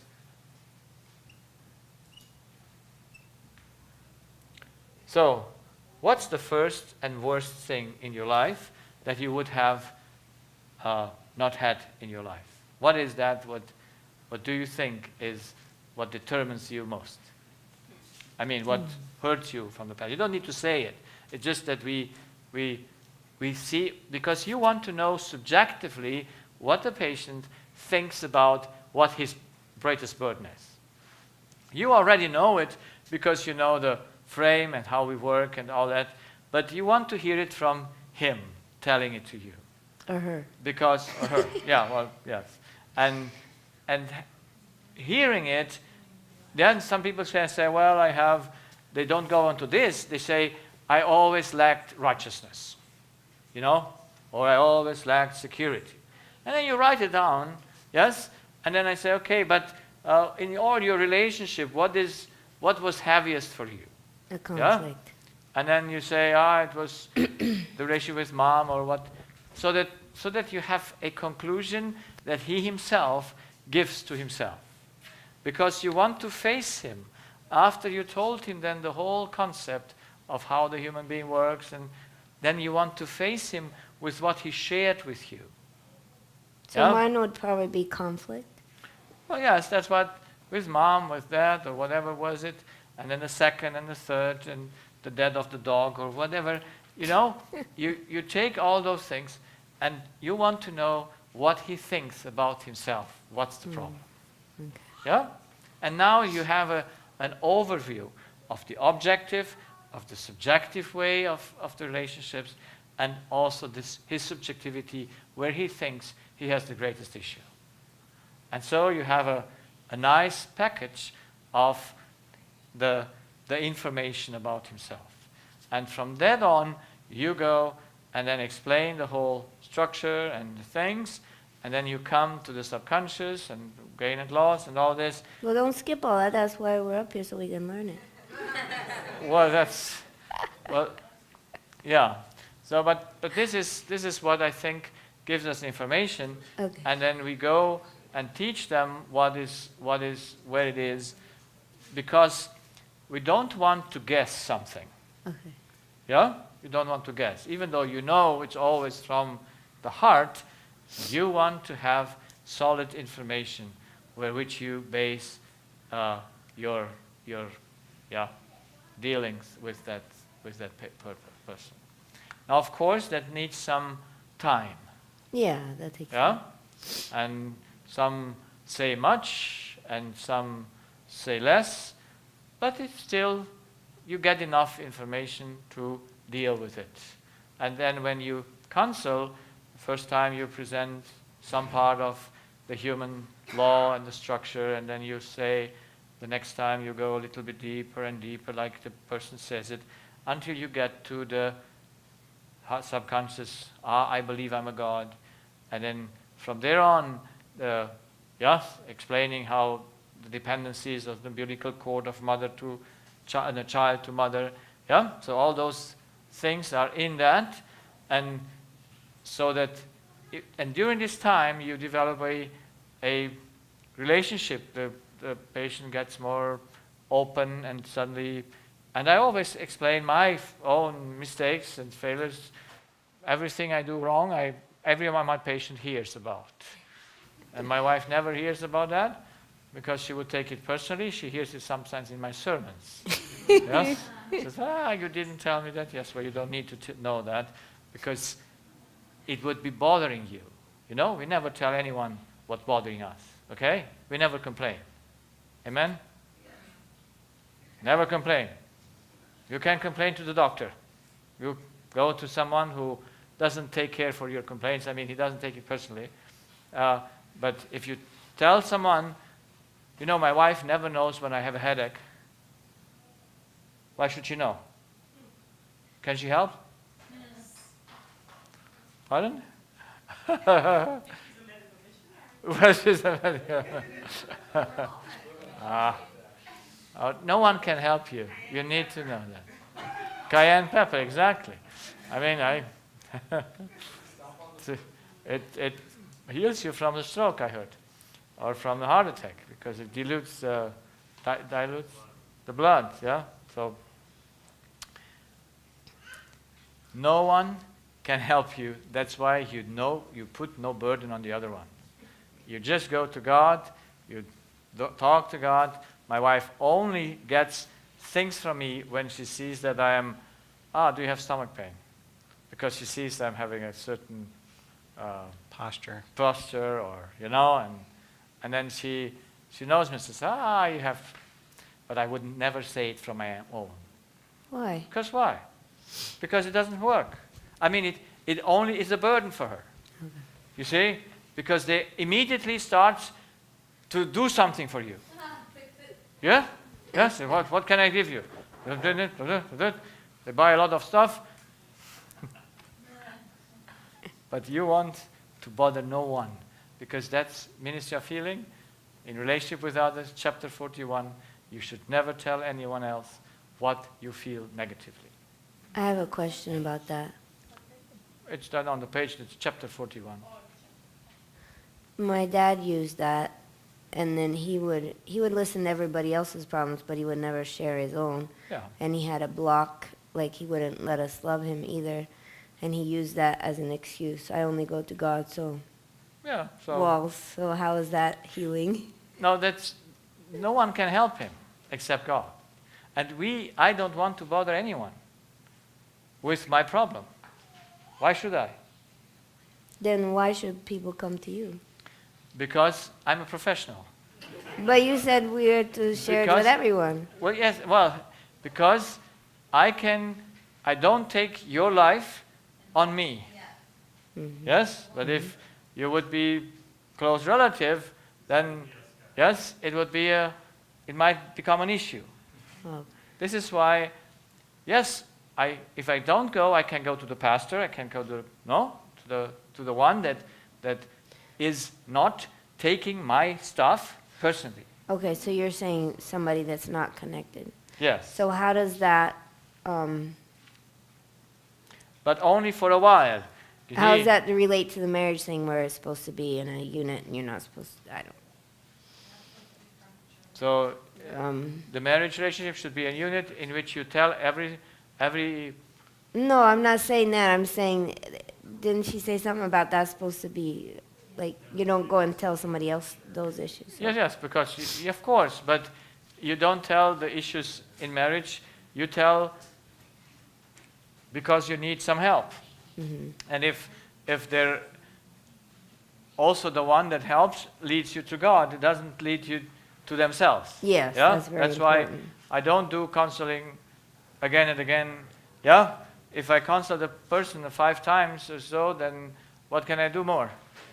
It's over. Yeah? Yeah. Yeah. So that's basically the history. I think we can stop here or pray on. Yes. Yeah, to have some break. So what does everybody want to do in regards to supper? I know we had lunch late. Do you want to do supper on time? Yeah. Well, yes, those that want to skip it can, but well, yeah. Anyways, it's supper time. You can relax a little bit. Yeah, you can relax some. You can pick up your food. You can not eat it now, but eat it a little bit later if you want to. But we'll go ahead and take our break now, and then plan on being back at 7. Okay. Yeah. Can you take this thing? Dear Heavenly Father, thank you for your blessings, and thank you for what we can learn. And Lord, help us to learn it well, but not just to learn, but to apply. And may your blessing be upon what we consume as well. We pray in Jesus' name. Amen. Amen. Can you take this off without its